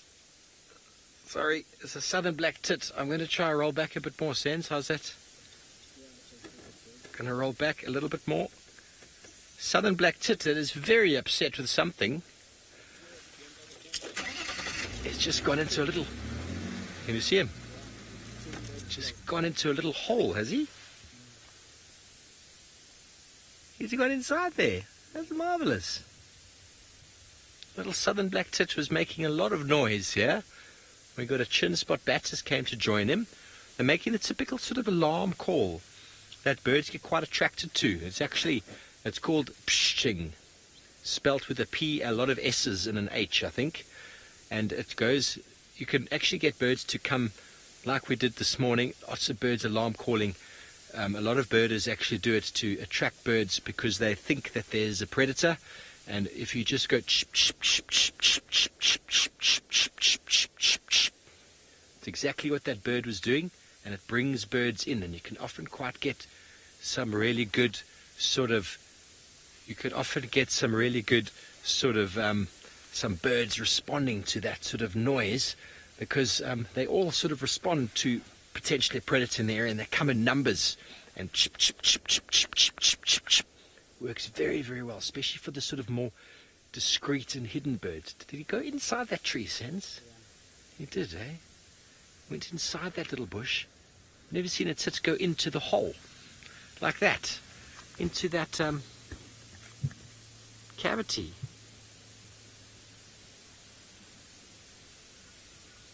Oh, well, it seems like the action with the southern black tit here is gone, and the chin spot batis as well has moved off. So we are continuing on. Tracks of Tundi and Kalamba. We're around Treehouse Dam, which is up that way. We're driving very, very slowly. No one's been on this road in some days. Senzo and I are going to find ourselves a cat. We've got lots of faith. Rexon's moved further west, but we are going to stay in the area. The easiest part of my job, I suppose. It's very hard. The easiest part. Sense, what's the easiest part? I think I can talk. I've got no problem talking. That took some practice though. So I don't know if that's the easiest part, but having the information to talk about was probably the hardest part. Getting the information that I have in the head here, that took a very long time. But I have the ability to learn something, and then it stays, which is a very good ability, especially if I've written exams and stuff about it. So I think the tracking element is something that we're still developing. It's something that I'm never going to stop. So tracking, I would like to be better. But being out here is really not hard, actually. We're quite privileged to be out here, and all my friends are super, super jealous. They all wish they could do what I do, and then I tell them, well, do it. Oh no, but there's people who say they wish, but then they always got lots of excuses about why they don't. Anyway, oh, hello. That is a female leopard track. Let me see if I can get a nice look at it. It's not fresh. Not that fresh. Have a look over here in the sunlight though. A couple tracks. I'm going to jump off of them. I'm going to jump off there. Let's have a look. I think you can get them sense.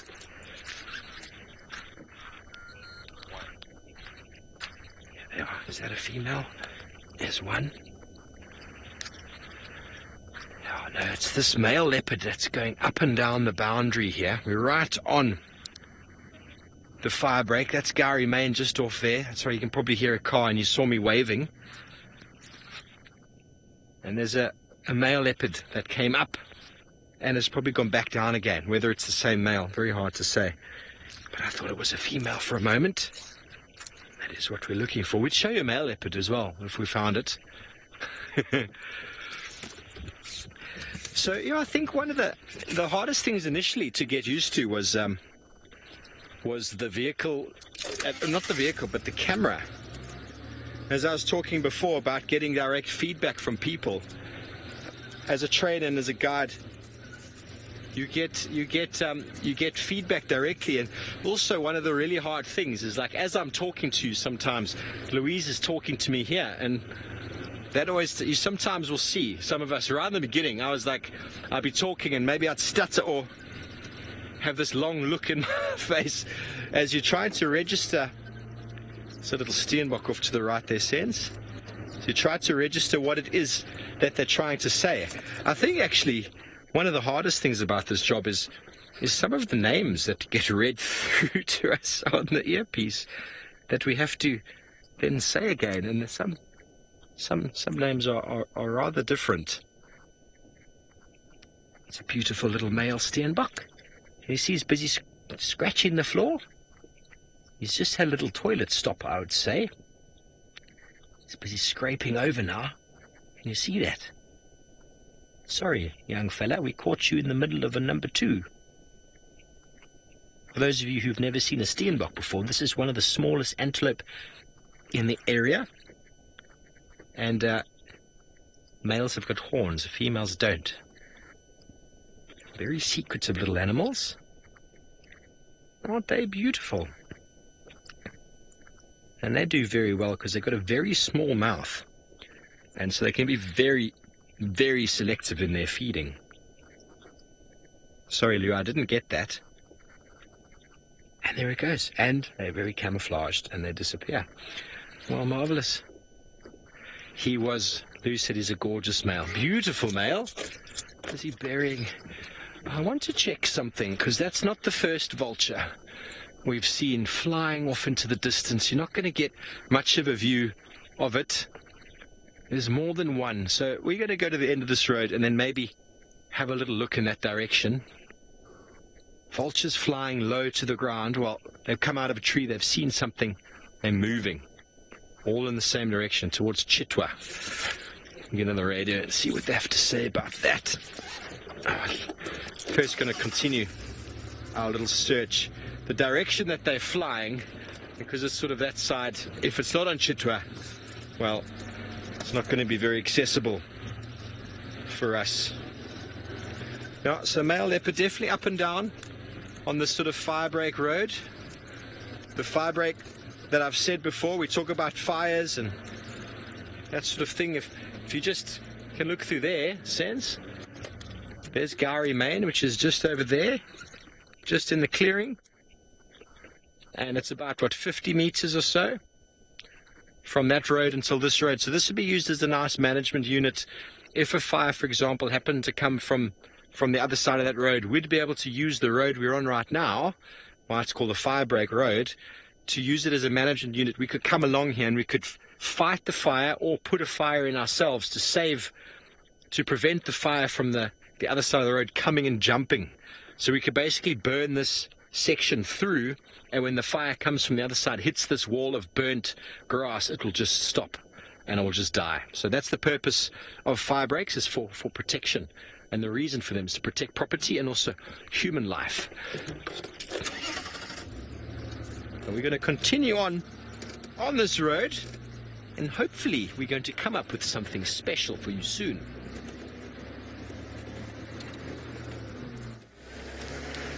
Right, interesting. We just saw some slender mongoose, which is quite unusual to see this time of the day. And she first stood there looking at us and then just took off.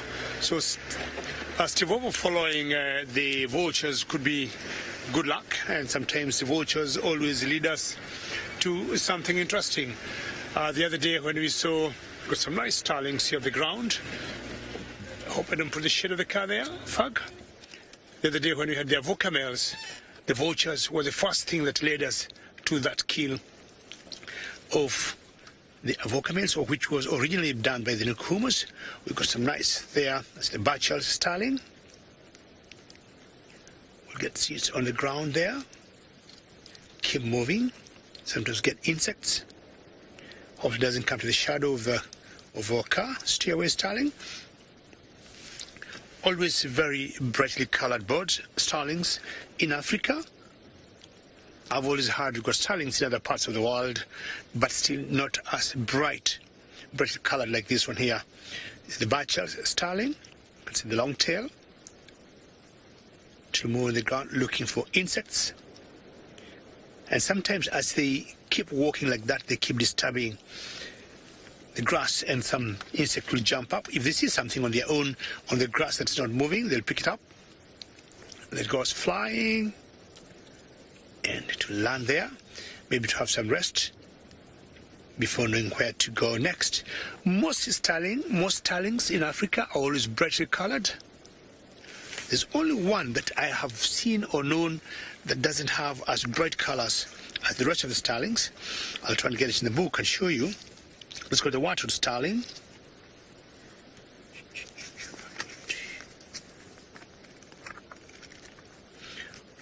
Most of them will have iridescent colors, and they're bluish in color. And one of my best ones is the golden-breasted starling. And there's one called the water starling. And that's the only one starling I think does not have the bright colors like the rest, and it tends to hang around with the wildebeest. I'll show you here, if I give you come to this nice bird book, and it's top right, number 1 there. You see that, top right? That's the water starling. Well, it have a bit of yellow, and so more on the males, during the breeding plumage there. But in general, starlings these particular starlings are not brightly colored like the rest of the starlings, because if you see that one there, if you come down here, you see those ones? The blue is quite conspicuous in most of them. I'll flip the page through and see, you look starling there, number 5 at the bottom. See the bright colors it got. And then one of the most beautiful starlings is number 3 there. And that's the violet-backed starling. And what is interesting is the difference of some of these starlings. And this particular one, if you look carefully, the male and the female are very different. And it's very easy to mix. When you try to identify them, you might call the male one species and call the female the other species, just because they're different colors. But that's very normal with most of the birds. But this particular one here, the violet-backed starling, is one of the most beautiful starling. And when the rest or most of the starling in general are bluish in color, this one here has the violet. It defies the colors of the other starlings. Very good. That's was it for starlings.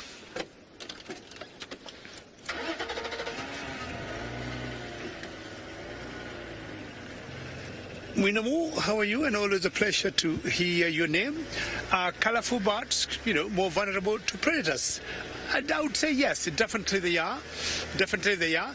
But it also happens they are equally clever, and they'll always know how to keep themselves safe, because when it's so colorful, it's easy to be picked by predators. For example, the eagles, took of the martial eagles, almost, hawks that will go for birds, for smaller birds, or, animals like mongoose that will go for small birds. The more colorful you are, the more conspicuous you are, and the more you expose yourself to danger.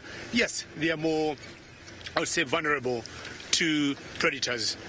But that doesn't mean that the ones that are not vulnerable, the predators will still also know where and how to get them.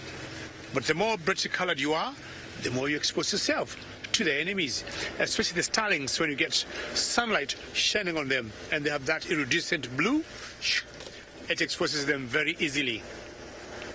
Kingfishers, the same, like the one we were watching before. Not like brightly rollers, really, but you see some birds that are not brightly colored, like the drongos. When they see eagles or the birds of prey, they're always the first one to come out to go and mob these eagles or hawks, like, get out of here, we don't need you here. They're small, but of course I think they will always know they're very easy targets for these predators. And that, for that reason, they don't want to take any chances, and they don't want to be brought down by the predators. Snakes have also been known to go for bats, especially the bats that will be nestling, or that bats that will roost on the ground. Either go for their chicks or go for their eggs. So what helps them a lot is just when they take off and they fly and they perch on top of the trees. I've heard the starlings also. I'm not sure it's in America, but they're not as brightly colored like, the starlings we got in Africa here. And they're more like the wattled starling that I showed you there. Don't have those bright feathers or bright colors, especially when the sun shines on them.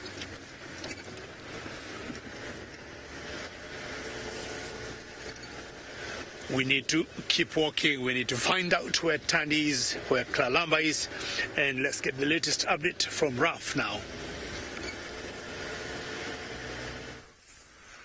Well, we're not sort of following up on Tandi Kalamba anymore. Well, you never know. We might actually pick up with them because we're still not 100% sure which tracks we're following. We're following a female leopard tracks, and we are heading now towards Treehouse Dam because that big loop, Herbie says this morning that you guys were quite close behind it, but she obviously just avoided the group that was walking, possibly also the vehicle as well. Sometimes they do that. They just in the thicket, just near to you, but they don't really want to be seen, which is absolutely fine. And a leopard that doesn't want to be seen won't be. So we're just now making our way in the direction where it seems like she's moved back towards Treehouse Dam. As I say, whether it's Shudulu or Tandi remains to be seen, but hopefully when we get down there, we might actually, find her. That would be great. But now don't forget to send us your questions and your comments. It is an interactive safari, and we'd love for you to be involved. What is this? You see here? Now this is an interesting question.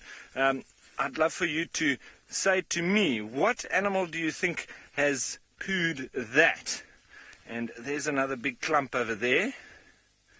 It's quite indicative of a very specific animal, this.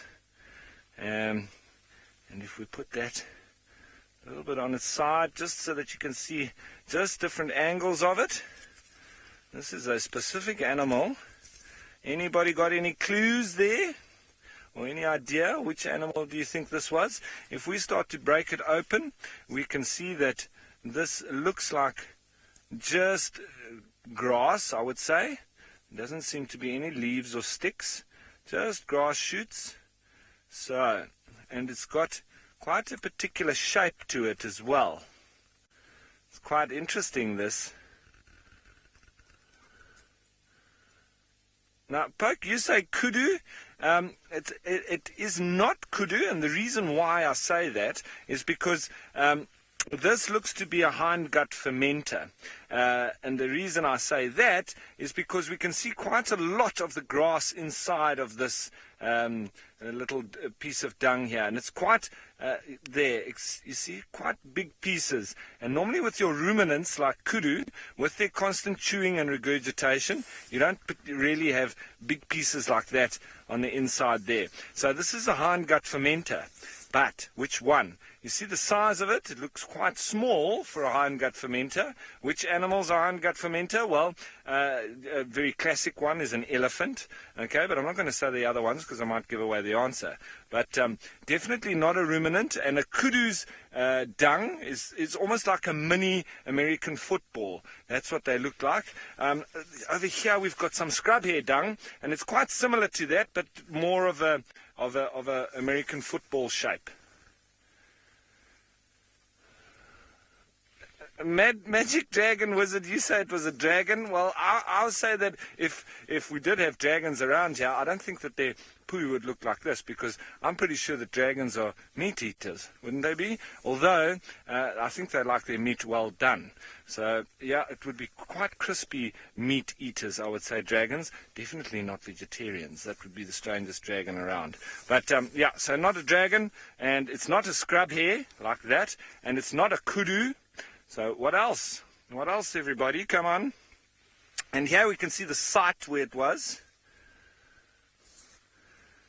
Anki, you are absolutely right. It is a zebra, but it is a very small zebra. This was a baby zebra that has pooed here. And the trick here was, I was actually hoping that somebody would say to me a warthog, because warthog and zebra dung looks almost identical, especially they're both hindgut fermenters, and the shape of their dung looks identical as well, especially a young zebra.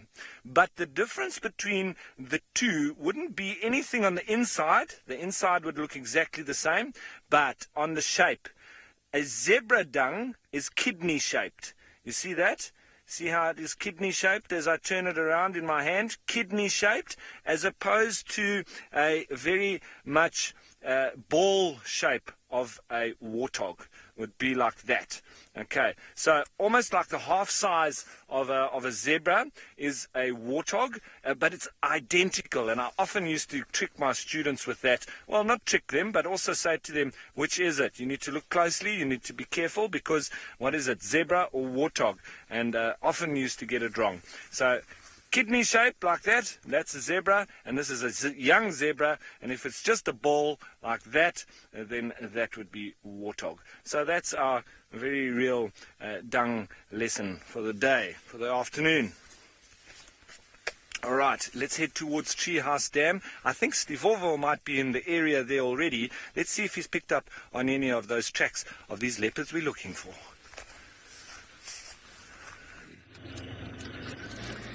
Well, we're about to get back to Treehouse Dam after doing an enormous loop.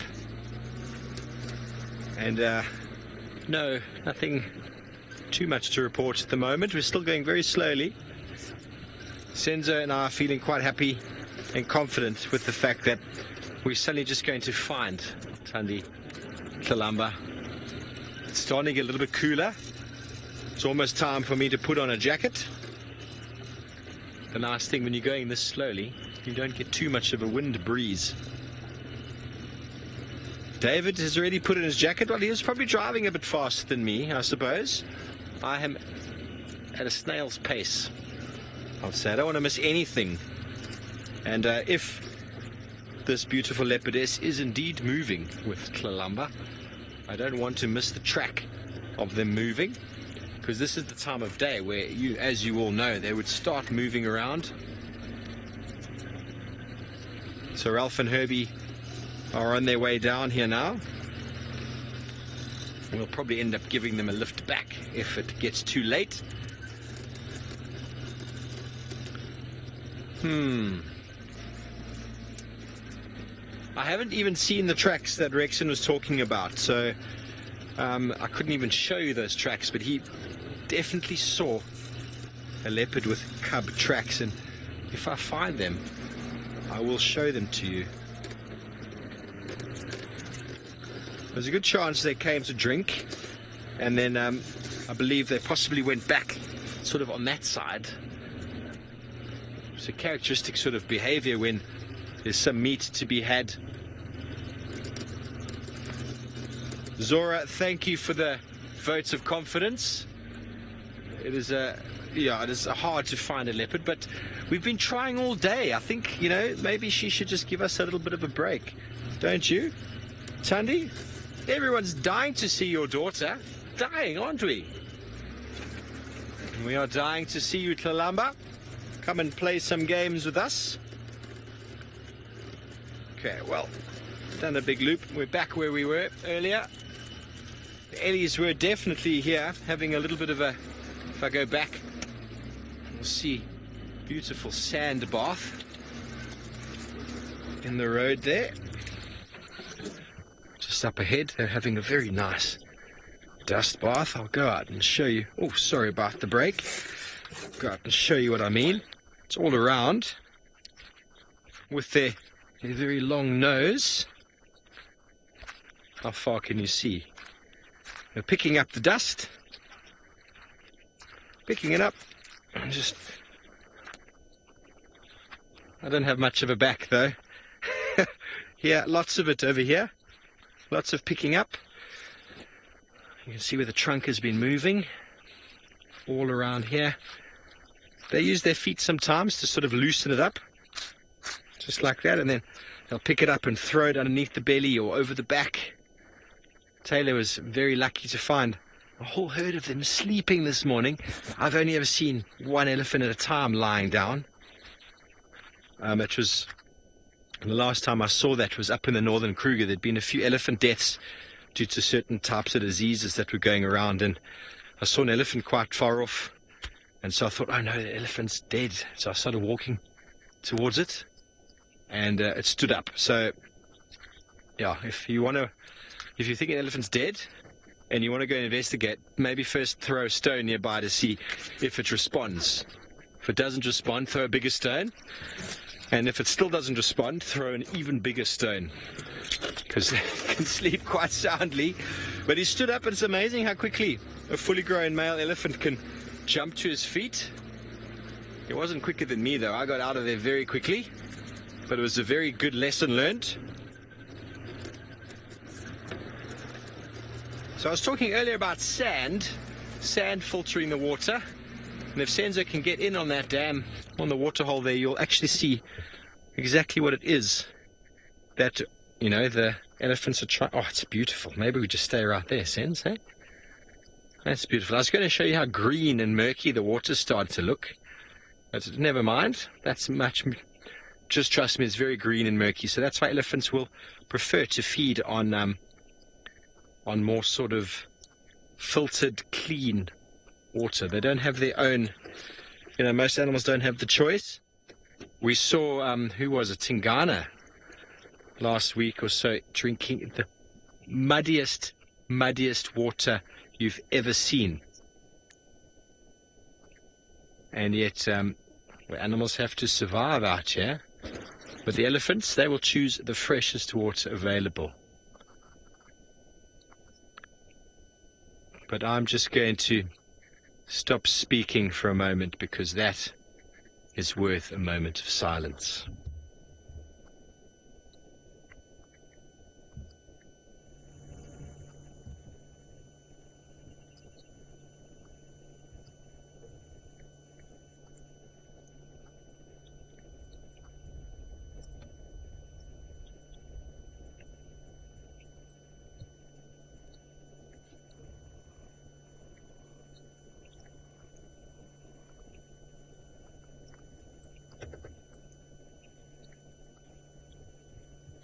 This is definitely the easiest part of the day, or of the job, should I say. Parking, looking at a sunrise or a sunset.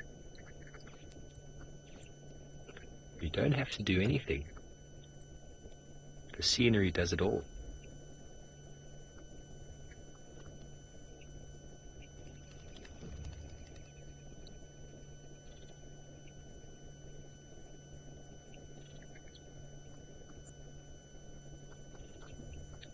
Very peaceful and very calming indeed, Lou.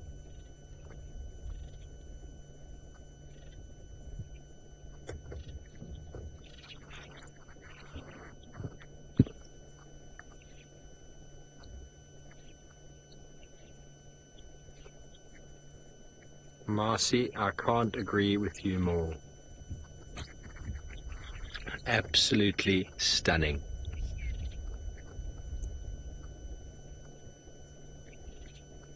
one thing I do know, as soon as that sun disappears, the temperature is going to drop a few degrees, so I'm going to get ready soon to put on something warm, but not just yet.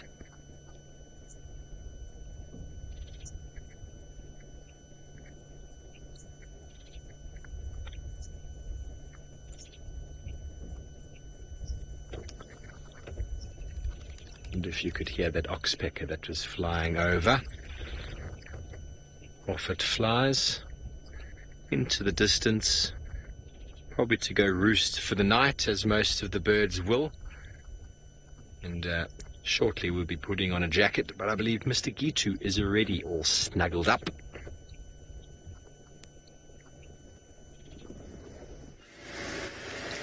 Yes, it's getting a bit chilly now, and I've put on my favorite purple jacket because the temperatures have gone down. And the other day I was just wondering, like, once it gets cold, it's like, let me see if a Taman Mound has some, let me back up a little bit and you tell me whether you can see any, there's got some mongoose there, see whether they're wearing any jacket or not.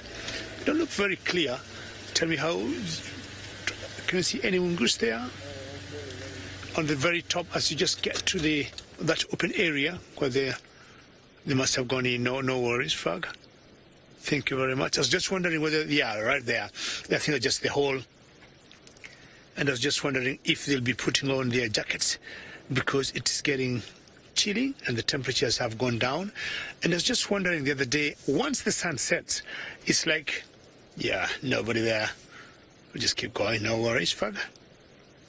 And I'm just thinking, once the sun sets, it's like the temperatures are going down every 10 minutes. We have like a drop of 1 degree. And if that's the case, then tell me by the time, we are finishing, it's going to be too cold, having started with about 82 degrees Fahrenheit. And no, I think every 5 minutes, because the sun goes down, it's chilly, you have one layer on. After a few more minutes, it gets a bit chilly. And then you have, another layer on. What I would really want to see is snow, like when you look at the Drakensberg Mountains and see the snow. I think any winter that would make more sense to me is any winter that will have snow on the ground. But I think it gets cold here, maybe sometimes even below zero, but I doubt we get snow where we are, apart from the Drakensberg Mountains that will have snow on the very top. And I think during winter there'll be more snow than any other time. So this is the moment now to start listening very carefully, opening our ears for any one call. With this big drop of temperatures, any cat that could have been laying down has every reason to move around, either for your stretch or for a drink or for making plans to get some dinner. And these are the hours you see leopards a lot. We have been seeing hukumuri, tinganas, and tingana, and even tandi anytime after 5 o'clock, or when the temperatures or it cools off like this, they'll always move around and go to drinking points, or we just meet them on the road walking. We haven't seen any other further tracks from what we saw before.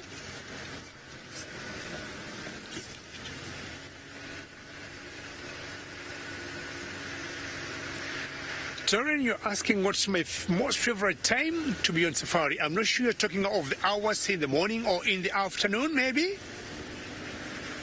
Or the time of the year?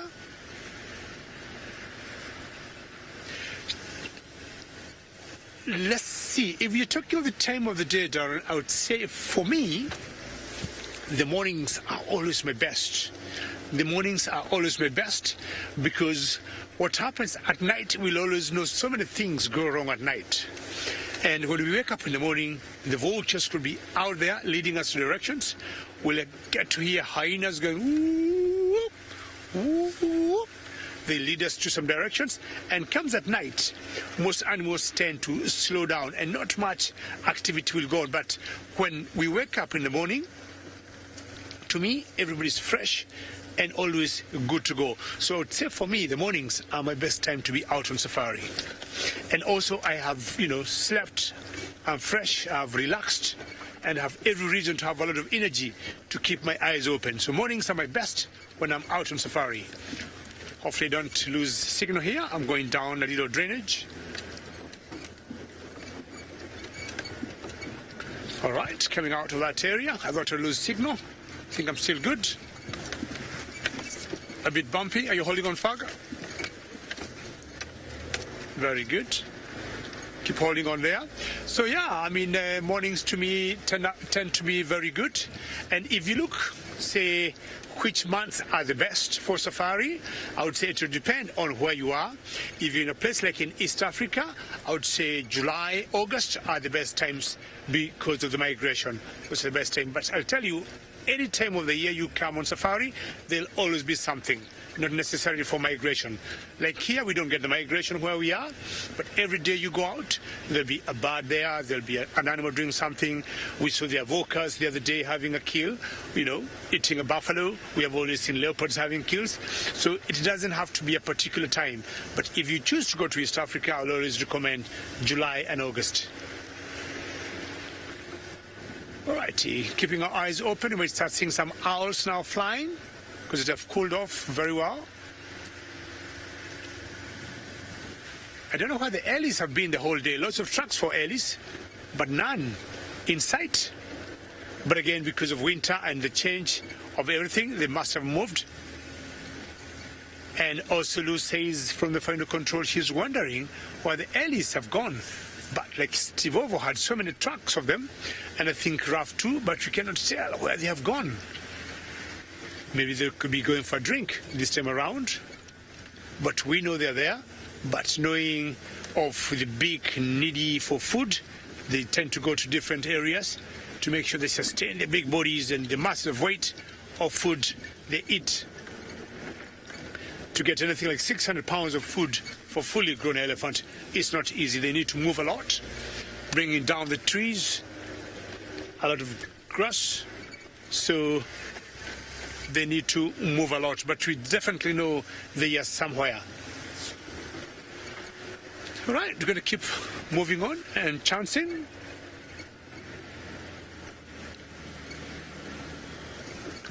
Minamu, are there any different words for the seasons?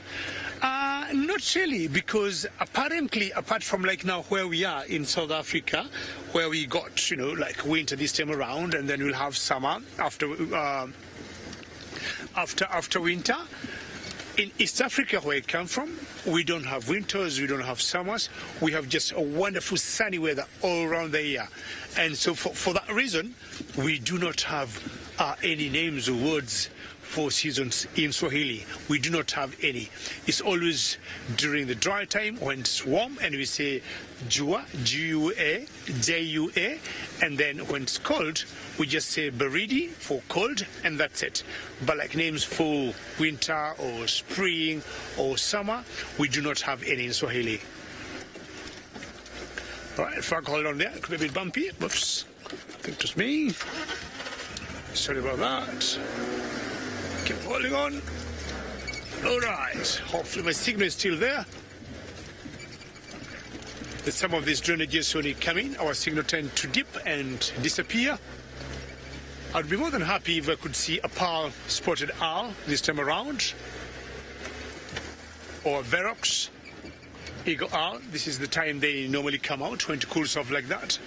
Or just meeting Tandy, around the corner, or Tingana, or Hukumuri. Any of those leopards could be something nice. Been wondering where the avoca males went after this morning seeing the hyenas coming on that kill and tens of vultures to clean what they left behind. And my thinking is they are not very far from that area. They could be the same drainage. Maybe they went somewhere and they drank themselves lots of water and they decided to go boom. Because with all the kilos of the pounds of meat they ate, I think they should be covered for the next 3 or 4 days. We are all crossing fingers at the moment, and let's find out whether Raf is lucky or not. Well, it seems like there is a little bit of good news on the radio, but I'm going to leave the other guys to surprise you on that. I just want to show you some very nice, interesting tracks along the road here. Now, obviously, we do have some tire vehicle tracks moving through like this, but there's something that starts to move through here. Now, it looks like a bit of a tail, but on either side of this tail, there are some footprints as well. Look over there. There's a nice big footprint there, and you can see how this tail is dragged, continued, and dragged along side of the road. Now, if we look at the drag as well closely, you know, if it with reptiles and or a snake, monitor lizard, etc., if they're dragging their tail, you very often have the point of the tail that goes off in the middle, or it, you know, sometimes it can go off on the side here. But what we're noticing here is there's lots of little points on the inside of this drag. What do you think that could be? I think it could be hair. So this tail had hair on it, as you can see as it's gone through there. So it's definitely not a reptile, because I don't know of any reptiles that have got hair on their tail. Now, if we start to look a little bit closer on this track, we can see it's got 1, 2, 3, 4 toes there, and possibly a little one over there. All right, and it's getting a little bit of a V shape. If you've been listening to my tracking stories and theories, and what kind of little track is that? This is a very small one, but this is of a vervet monkey. A little vervet monkey, the little perverts that hang in the trees, but also sometimes run on the grass and drag their tail. So this is also a great one, because they very often do this, but because there's a tail drag mark, it often also confuses people, because then they start to think of all sorts of animals that has a tail drag. But from here you can also see a nice footprint over there, as well as over there, and his very clear little thumb. That's a nice one where you can see his thumb.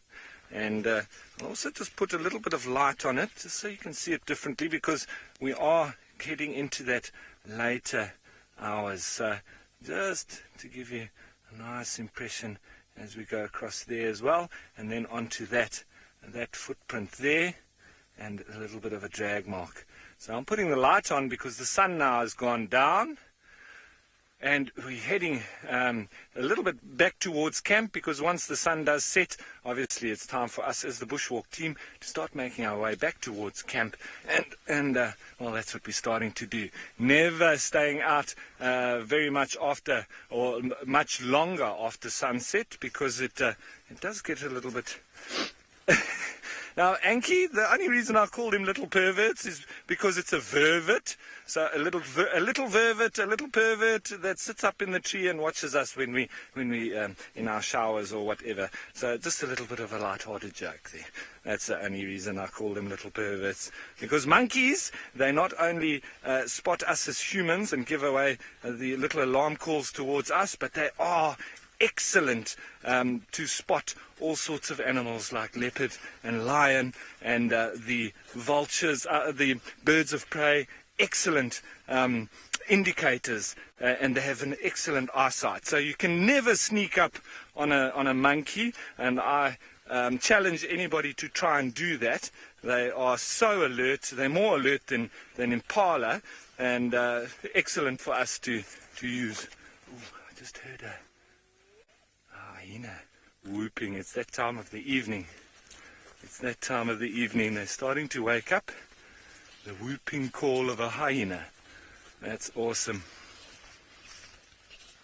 Now, so we're starting to make our way towards camp. It's just about the last you'll see of us. But speaking of those little perverts, I'm going to head you on over to a very fluffy looking man.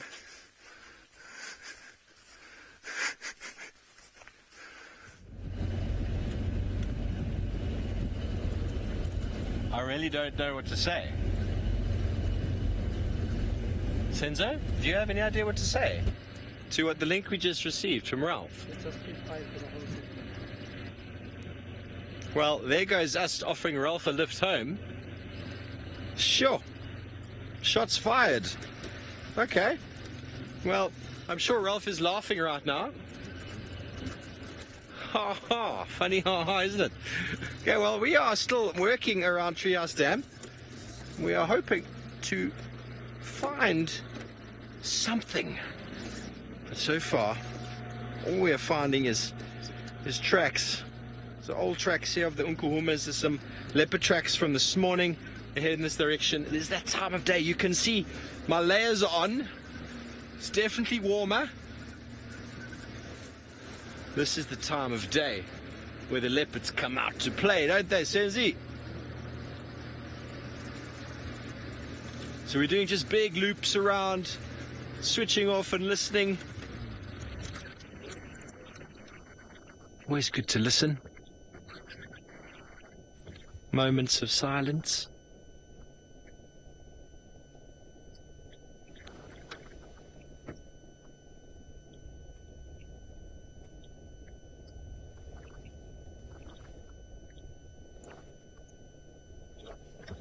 Okay.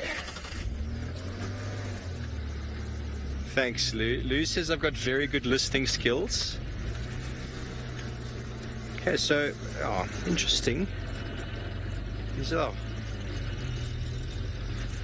two tracks of lionesses, it seems, that headed towards the west. Possibly the two youngsters from this morning, heading to follow the rest of the Unkuhuma pride. Good afternoon. That was our mechanic. He is the one who spotted a leopard this morning that we tried to follow up on, but we were not fortunate. The leopards have been giving us the absolute runaround. Crafty, my silent retreat was fantastic. Was very hard, but it is very hard to sit on your bottom for 13 hours a day meditating and going inward and just focusing on the issues that are pertaining to your life. And that is what you basically spend the entire time doing. Dealing with your own problems and the things that make you react to life's sort of unexpected ups and downs, which are all the time, aren't they? How we react to them, the technique that I was practicing for the fourth sitting now, is all about just breathing, focusing on your mind and just letting go of all the nonsense, all the baggage. So very powerful, very hard, but this being my fourth time was very, very deep. Very deep. And I'm feeling very happy and very good. There's still things to work on, as always. You can't go to one of those courses and think you're going to come out enlightened. You're going to learn how to move down that direction, but it takes work and it's a very long path. But very good for the soul and good for the body as well. I lost weight, had a bit of a fast there, come back, my mind is strong, and I'm exercising with a couple of young lads in camp. You know, you got to pick the little young lads and say, come on, and then they push me a bit harder, which is great. Okay, so we're still carrying on along here. Just turning down. Luke is one of the young lads, and he's in FC at the moment. He says, I'm the one pushing. But, you know, I'm feeling stronger and fitter now. My mind is... It's very easy to give up on stuff, though, if your mind is on the right space. So the mind is the most powerful instrument. One of the stories in the practice given was our mind is like an enormous elephant. Obviously, these practices all come from sort of India. Our mind is like a very, very wild elephant bull. And if we do not train that elephant, it can be very destructive. But by training it very patiently and very persistently, you are able to harness it and use it for your own benefit. So your mind, once trained, can be extremely powerful. But we're going to carry on. Let's go over to Ralph for a final word.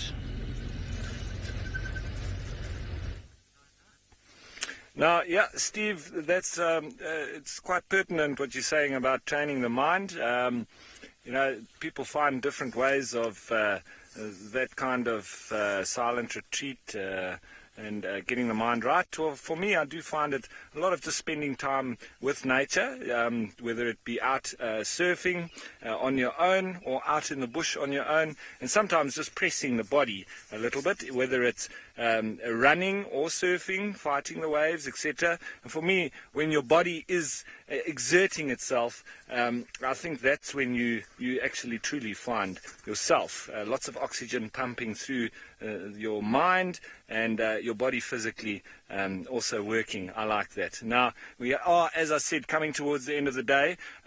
And I agree with Dave that morning time is one of the best times to go out on safari, but I also find this evening time, when that sun has set already and that dusk, as it starts to settle now, especially when it's calm, when there's not too much wind, and you start to have the awakening of the night shift, but it overlaps with the day shift. So you've got animals awake from both sectors, from both quarters, the nocturnal and the diurnal. We say crepuscular, but there's a lot of animals moving around at this time of night. Hyenas start to wake up. You start to hear the jackals, lions, leopards are moving around, and yet you've still got all the daytime birds calling. You start to have the nighttime birds calling, and so this is really a mixture, and it really starts to boil and bubble, and I really enjoy this time of the evening as well as one of my favorite. But well, as I said,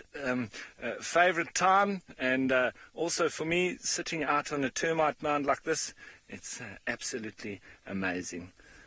Now, Mina Mu in general, I would say that in the morning is better to be able to hear predators because it's normally very calm. There's no wind, and it's normally cooler. So the colder it is and the calmer it is, the better you can hear all of those sounds. It's not necessarily that there's more things calling. It's just that you can hear it better. And that makes sense because sound travels better underground than it does in open air, and it also travels further underwater as well because that is more dense. So when it's cooler, the air is more dense than when it's hotter or warmer in the middle of the day. Added with the fact of wind, it definitely dampens calls a lot. So I would say definitely in the morning, but late afternoon like this now, this time can be good as well, but I would say in general the best time would be early morning. And normally for me, I used to find at different waterholes in different game reserves, normally between 2 and 4 o'clock in the morning was for me the best time. But now the best time for us to head back to camp is right about now. So I'm going to say goodbye and head you to Rafiki Dave. Well, here we are at my favorite waterhole, and there have been some updates that a leopard has been spotted here, but now nobody can see it. So we just want to find out where it could have gone, and let's find out if it's okay. I think we might be lucky to see it. I think there could be news, and some very good news after all these following tracks. There could be. Let's find out if it's a leopard. Slowly and sure. They're always very sneaky. And it's around this area we think it has been spotted. Can you see it, Faga? So let's look carefully where it might have gone, but it's not far from where we are now. We're just going to approach very slowly and find out. Oh, there she is. Oh, okay. She's a bit skittish. I'm not sure who that is. Yeah, sorry. And there she is across there. How lucky after all the movement and trying to track this leopard from yesterday. Very good. And Louis in the final control says awesome and well done. She looks to me like a female because of the size. I could be wrong. We may need to see it turn or see her turn her head for us to be able to identify who she is. We need to see the spot pattern. I'm not sure she's looking at something. Well, there's quite a posture. Not necessarily a stalking posture, but the tail is showing a lot of happiness. Something getting its attention there. I do not know exactly what it is. And let's only get my binoculars and have a closer look. Everybody is thinking so because she seems pretty young. She seems pretty young to be, fully grown. And we're thinking this could be Tandy's daughter. We don't know. This could be the princess. She is pretty young. By the size, we're just waiting to see if she's going to turn her head. But by the size, we think is a female number one, is a very young leopardess. And it's like, it could be Kalamba. And the last time Tandy was spotted, I think, by Hubby was telling me he did not see Tandy with Kalamba. So, and for like on 2 different sightings, Tandy had been seen alone. Something she's looking in that particular direction. So sooner or later we're going to identify who this is. But Lou in the final control think this could be Kalamba, could be the princess of Tandy.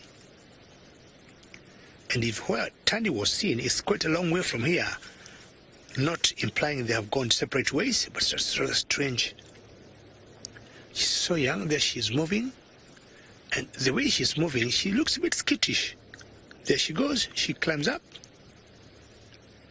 She's too young to be on her own. I would be surprised if they've gone separate ways with Steve Ovo saw them. She snatched some meat from the mother, which was quite unusual. I'm not sure it was signs of trying to say I'm a teenage now, and Mom, it's time for me to get out and explore the world. It will possibly be Kalamba. Once we get to see the spot pattern and the face or the head nicely, we'll definitely be able to identify who she is. But she's a young girl. She's hiding behind that bush. I don't know for what reason. As she moves. And so young to be on her own. But there's something she kept looking towards the waterhole. The Franklins are going definitely crazy because of her. It could be interesting to see if... Yes, I mean, just like me, I'm equally a little concerned to see her alone. What we're going to do, we might try and roll down slowly and find out why she's alone. And if Kalamba, wonder why they're so far apart from the mother. Or maybe the mother town is not far from here. Fuck, do you want us to roll down a bit? Just wait a bit. And see whether she's going to come out, eh? Let's go to Stivovo, assume, wait right here and find out if she's going to show up again, because being alone, she looks a bit skittish. Let's find out an update from Steve as we wait to see what, if it's Kalamba, she will do.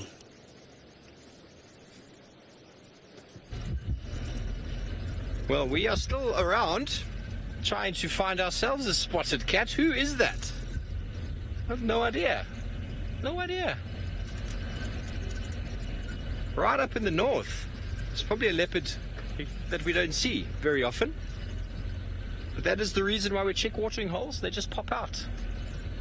They pop out. That gentleman closed down for a coffee, and next thing he announces on the radio there's a leopard. That happens. That happens. I spent 2 nights at a watering hole in the Tsimavati with a couple of friends, and we saw the most amazing things. Wild dogs hunting, rhinos fighting, elephants coming, lions following the wild dogs. You just spend the time, you have enough refreshments and food, and you're willing to spend some time. It is unbelievable what comes and goes. As all of you who've been watching the show, and those of you who have lots of energy and keep up to date with the dam cam, will notice the amazing things that get produced with that. So watering holes are very, very powerful attractors As you know, we all need to drink.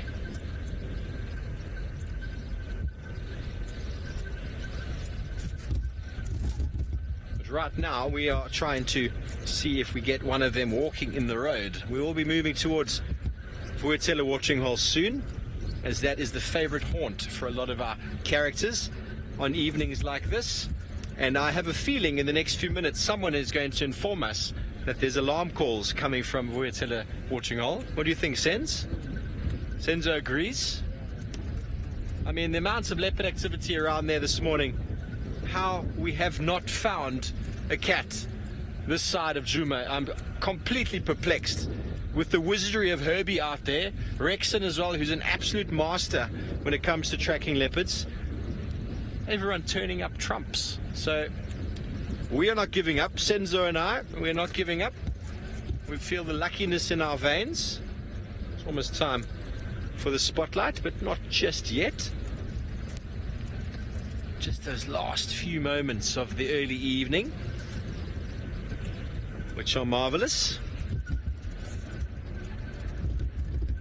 And if this wind keeps up, I can assume it might be a little bit overcast in the morning, which means that it will be nice and warm. But we're going to keep going on. Let's go back over to Mr. Gitu. Right, what we decided with FAG is to remain put in the same position, because we all got feelings this is Kalamba and this is the princess or the daughter of Tandi, and because she looks very skittish, we do not want to get close, or we don't want to push her, because we do not know where the mother is. And anytime they're together with the mother, they always behave differently, and out of respect for these cats, we are keeping our distance unless maybe she moves closer to where we are. We have decided to stay put. If she disappears and she goes, that would be not bad. We shall have had a few moments with her. But we've got a feeling, honestly, this is Kalamba, the princess of the queen of Djuma, Tandi. But who is Tandi?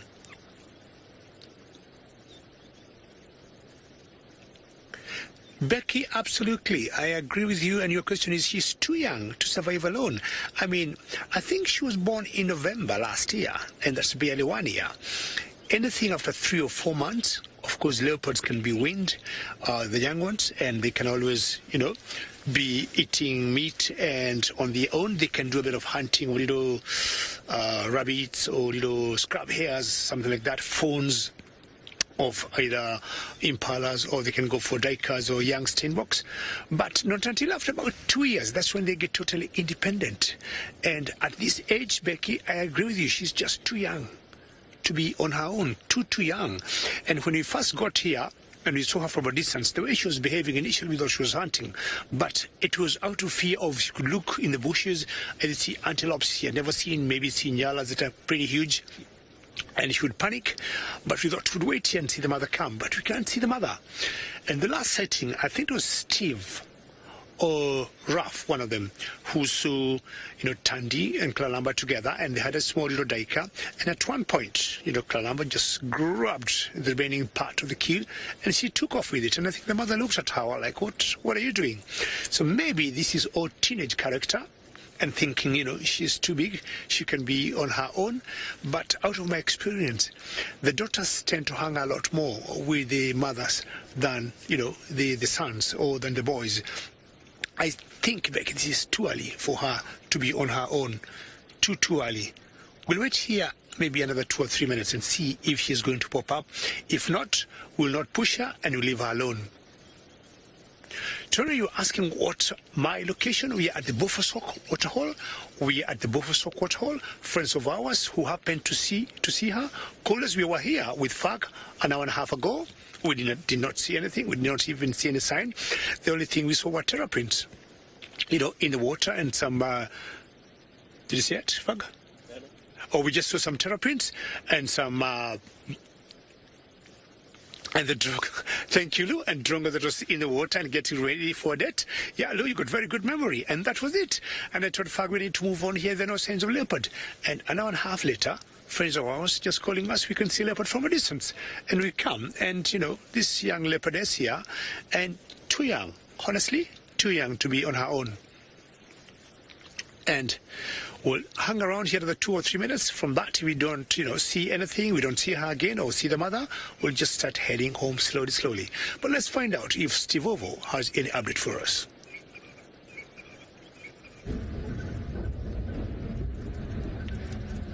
Nope. I have not. Sorry, David. Apart from the duiker that just crossed the road. There's lots of duiker around. You can probably spot him in a second. Not with the lights, of course. If he stops, we are going to go into infrared, please, Louise.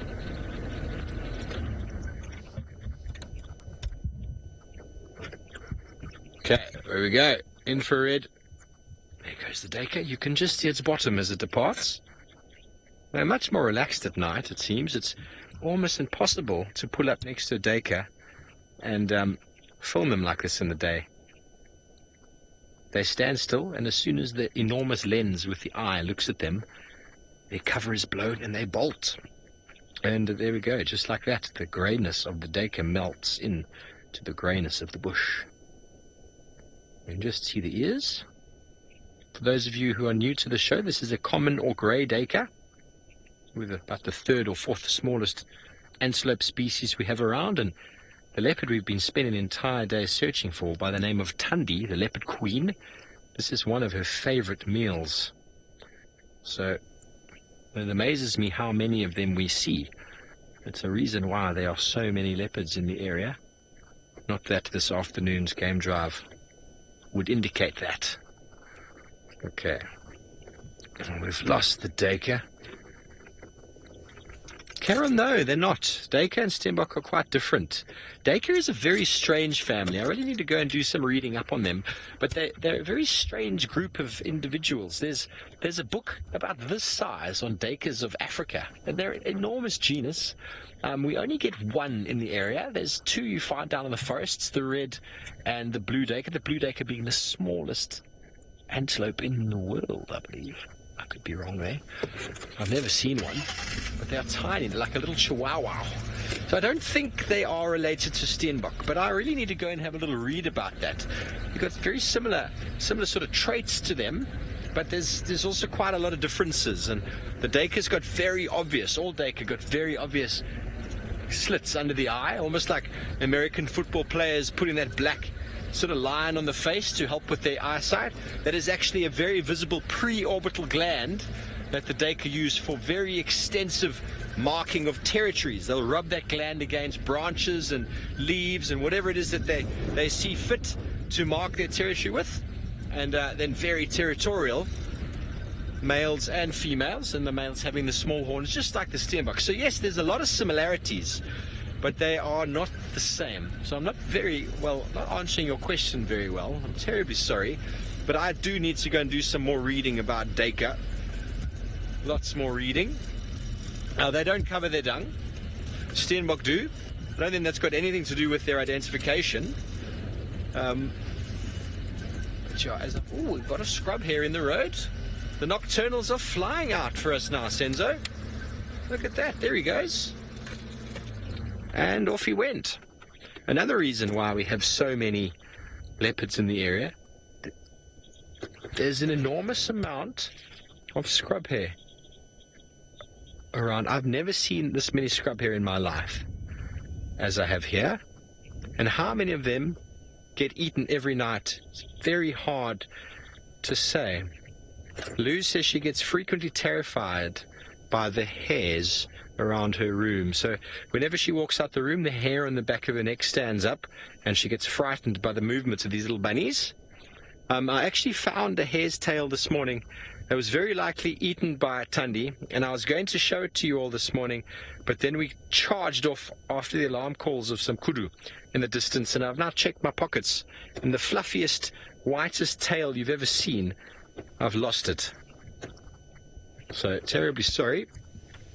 I was going to show it to you this morning, and then I was going to show it to you this evening, and now I can't. So all I can say is that that hair that Tundi or whoever caught definitely was not wearing its lucky rabbit's foot, because it got eaten and all that was left was a little tail. The last time I saw a leopard kill a scrub hare, I've only ever really seen it once, was the gentleman Hosanna. I'm calling him a gentleman now because he's moving about, and he's probably... There is another duiker. They are just all over the place. And a second one popping behind it there. They're just duiker. You're not probably going to... There we go. Just moving off. There you can see that preorbital gland underneath the eye. Can you? Sort of that like dark shaded bit. Can you see it? There it is. Okay, so they like to rub that against plants. Okay, and this road is very aptly named Ingwe Alley because of the number of leopard prey items, I reckon, you find along it, because there's lots of hares and lots of duiker, which means should be lots of leopard. So we are hoping, as I said earlier, we are making our way slowly towards Vuyatela watering hole, because no doubt my walkings this morning made me quite thirsty, so I've no doubt that the up and down that Tundi or whoever it was, Shadulu, was giving us have made them rather thirsty. So maybe we will find something there. I've just got a report that there's a hyena at the dam having a little drink. That would be cool to go and see. So we are headed there. Give us a few minutes and a gear change, maybe find second gear. It's definitely part and parcel of learning how to drive, is being able to go from first to second.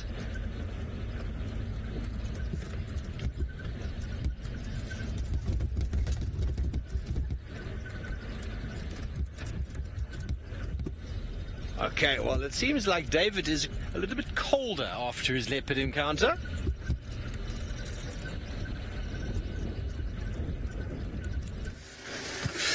Yes, now I got the third layer. No, let me be honest, fourth layer.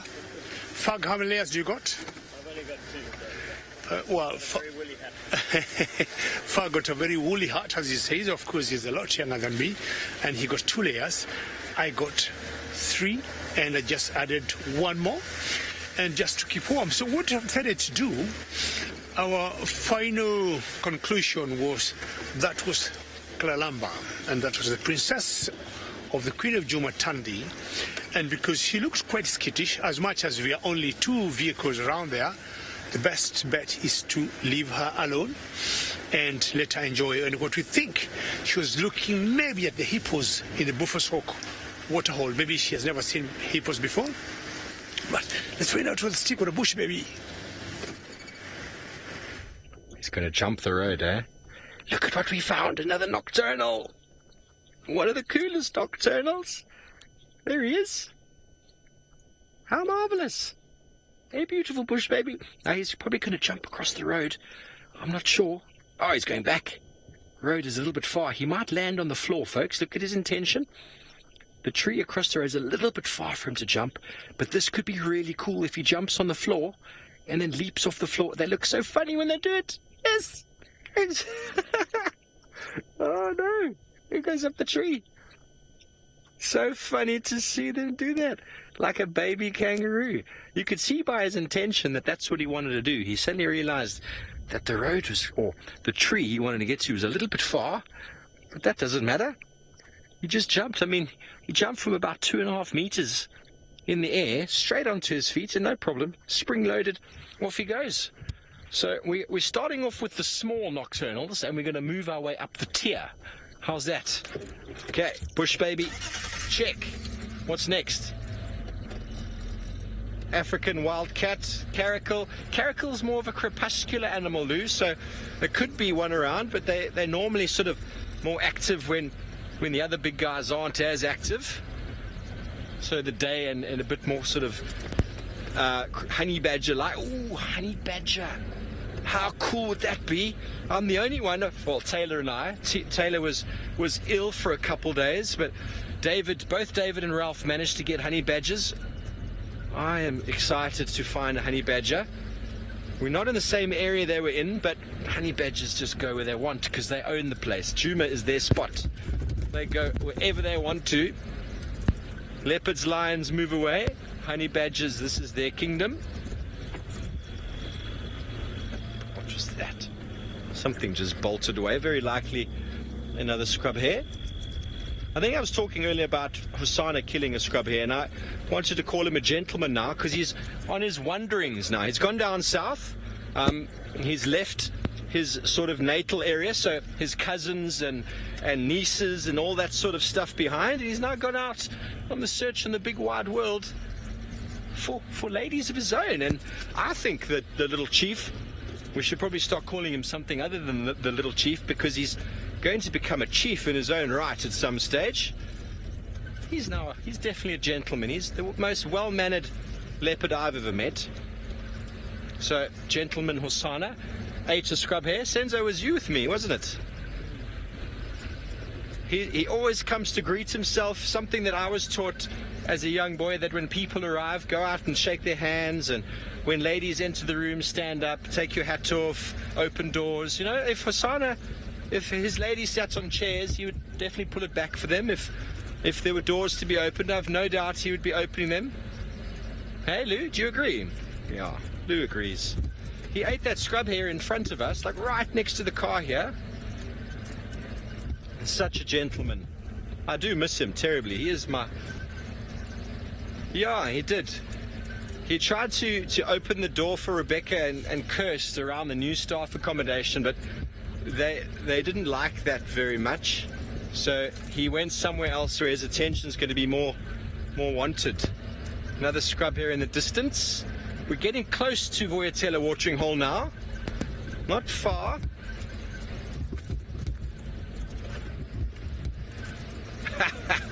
Nostrich, I can't help it.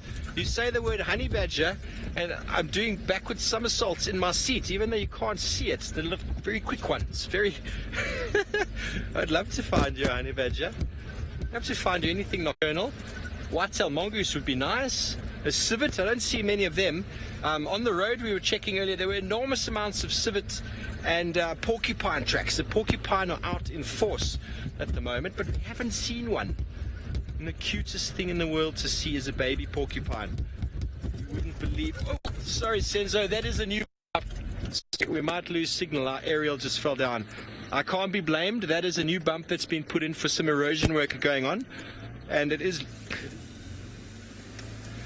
the signal is high, Luke, because I stopped, but the aerial fell down because I hit that bump quite hard. So sorry about that, folks. If you did lose us for a moment, apparently you didn't. I didn't buy my license, Lou. I earned it fair and square. Okay, so here we are at the watering hole. We're going to pull up here. And hyena's probably moved off, had his drink, ready for his marathon. You know, the hyena will have a drink in the evening and then run a marathon, probably a triathlon, apart from the swimming and the bike riding, I suppose. They'll run and run and run all night. So we're just going to switch off here in a moment and have a little listen, see if there are any night sounds that might come out.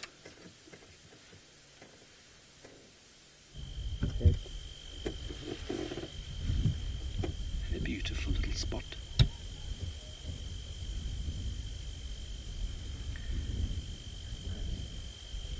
Some insects in the background. My apologies if you heard my little tummy rumble there. It knows it's approaching dinner time. So the usually quite busy area around Vuyatela watering hole with Nyala and Impala is very quiet.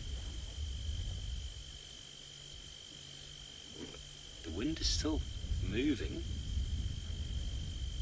so it makes it a bit tricky, I suppose, for them to hang around in the open here.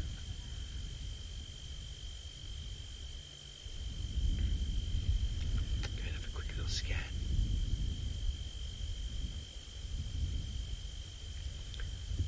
If you're new to the show as well, the reason why we use spotlights is we're not filming animals with spotlights, but their eyes will reflect back and something, a filament on the back of their eyes, or a layer called the tapetum lucidum, which actually reflects back the light. And the predators have got very sort of characteristic coloration, and the width with which they sort of separated from each other make it okay to identify. It takes a bit of practice.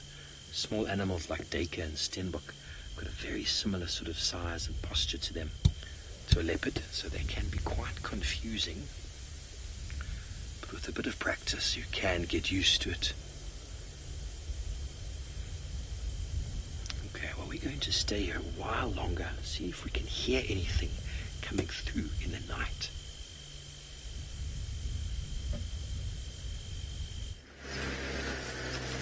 Well, seeing bush babies is always wonderful. Last night rather, we saw one bush baby for 10 seconds. And I was with David, and he said, "Oh, bush baby for only 10 seconds." And I told him, for bush baby, 10 seconds is a long time. So to see one for a minute is even super special. And going back to Kalamba, I think she's full of teenage kind of behavior now, because if she was born around November last year, she should be about, 8 months now, going to 9 months? There's no way I would see her being on her own. And as I said, I'd spoken to Harvey, one of our game scouts that we use here, who told me the last 2 sightings of Tandy, she was alone and she did not see her with Kalamba. So if Kalamba was that far, and the way she looked skittish, she's panicking. Either she was watching some 2 hippos in the waterhole there and she wasn't sure of herself. I would be more than happy, say, from tomorrow for all of us, when we go out and find out how far the mother is, or she's just saying, "I'm a teenage, it's time to go for a disco," like my fork-tailed drongo that was in the same waterhole. Apparently it was in the same waterhole I saw the fork-tailed drongo that was trying to maintain his feathers and dipping himself, going to have a shower and coming out and looking whether she looked good to go out for a date. Not sure that's what Kalamba was doing, but that's rather a very unusual behavior for leopards at that age, to be on her own. And that's, why we thought we'll leave her alone and find out how things will be like tomorrow. We've been seeing their tracks together, the mother and the cub, but from the last tracks that you could say they were fresh, or the tracks that sometimes you say were steaming tracks of both of them, and where she is now, I would say is close to about 2 kilometers apart. That's a long distance for a mother and a cub. And especially for a female cub, that's such a long distance. Well, we'll see how it will play, but I still want to be convinced most likely the mother was not very far from there. She was just maybe laying around and trying to see, if I let you go on your own, what you do. And as I said before, the other day she snatched a big chunk of meat from the mother, and she's showing sign of, real sign of being independent. I can be on my own. But we have seen that happening once in a while, and then they regroup again and they're found to be living together. Well, yes, Lou from the Final Control says, teenage girls. It's very normal, I would say. She is a teenage now, maybe going to a year, and she'll just be behaving and making the mother worry, making her a warrior. Where is my daughter? Is she coming back home? Did she go for a disco? Did she go for a night out? But I think I'm looking forward to seeing them together pretty soon. Maybe tomorrow, maybe the day after. Not at that age when they separate or when they become independent. Anything 2 years or so for a female, I might understand. It might make a bit of sense to me. She should be capable of hunting small little animals for herself, scrub hairs, small little fawns of impalas. Hopefully I'm not going to lose my signal at this drainage dip. And after some time, then after about 2 years or so, Tandy will be like, "You know what, my daughter, you're good to go." Very good, my signal is still fine. You're good to go, my daughter. Go live your life and get your own kids, go get your own cabs. Hopefully that's what we are expecting to see. But at that age, is too young to be on her own. Time now to look for our own bush babies with Fag. Fag, your eyes, you're looking. Thank you, sir. or scrub hares. We have always had some difficult requests of aardvarks or pangolins at night. You never know. The other day, 2 honey badgers were spotted in 24 hours, more or less the same area.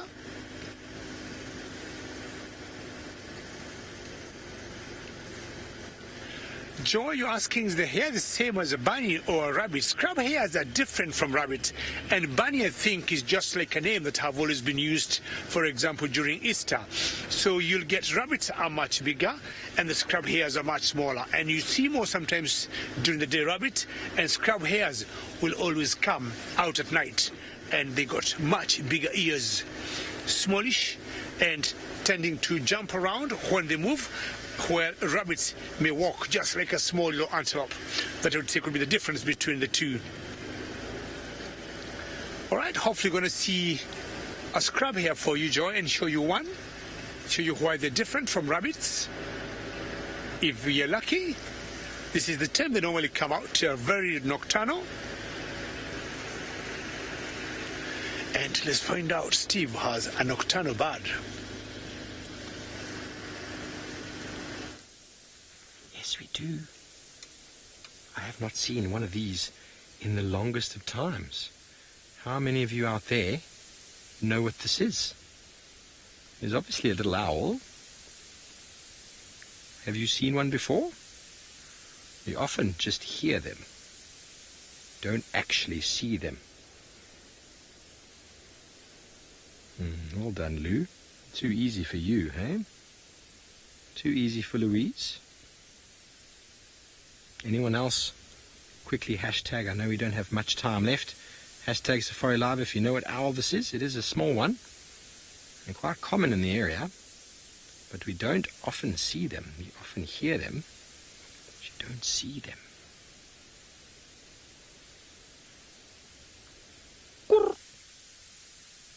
That was me. But Louise is not correct, actually. I did the call of a very similar looking owl, but what's very easy to see is that ring, that black ring around the face. Can you see it? And I have not seen one of these in some time, and we've got the IR lights on. They've got very orange eyes. And the streaky on the chest. It is a beautiful bird. Beautiful. You don't often see them. I don't want to play the call, lest I scare it away. DJ, no, it's not. It's not a pearl spotted. You can see it's got tufts on the top of the ears, or the ear tufts. So it is not a scops owl, ladies and gentlemen. Those of you who thought it was a scops owl, I was thinking that as well for a moment, but double checking, I've made sure that it's not. And I've never seen one of these in the Sabi Sands, so this is a new Sabi Sands bird for me. And it is an absolutely beautiful specimen with that very white face and the black rings around. Can you see that? And very long ear tufts. The ear tufts are actually there as camouflage and apparently mate recognition as well. So I'm not getting too many comments through, so I'm going to give away the answer.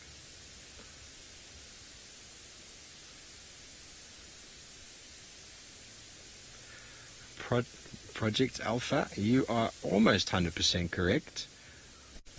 Southern white-faced owl. If it was once called a southern white-faced scops owl, I am not sure.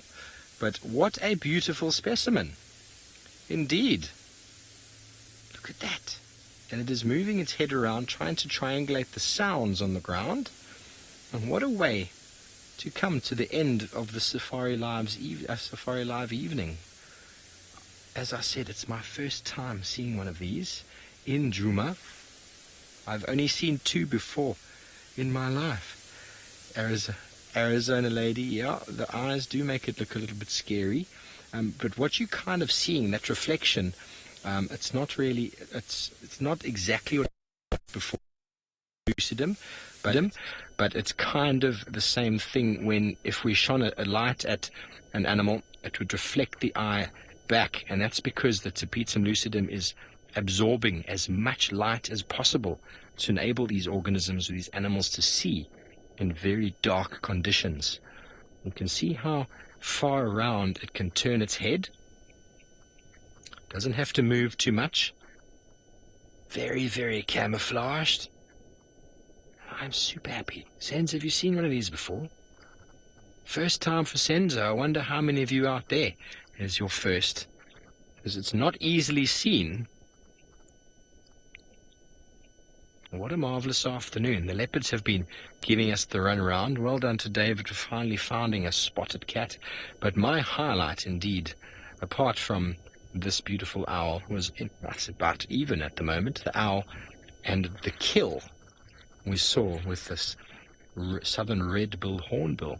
So those of you who are going to be joining into the show tomorrow, I'm going to be doing my medicinal plant Mondays, so please feel free to join into that and see what we discuss. It has been a marvelous afternoon from us here in the Sabi Sands, from David and Ralph with all his shenanigans on foot, obviously Herbie and all the cam-ops. FC, thank you for being so kind and gentle in my ear. It's all the comments and questions. What a beautiful evening. Thank you so much to the viewers for joining us on this interactive Sunday evening. Have a beautiful day, beautiful evening, and we will see you bright and early tomorrow morning.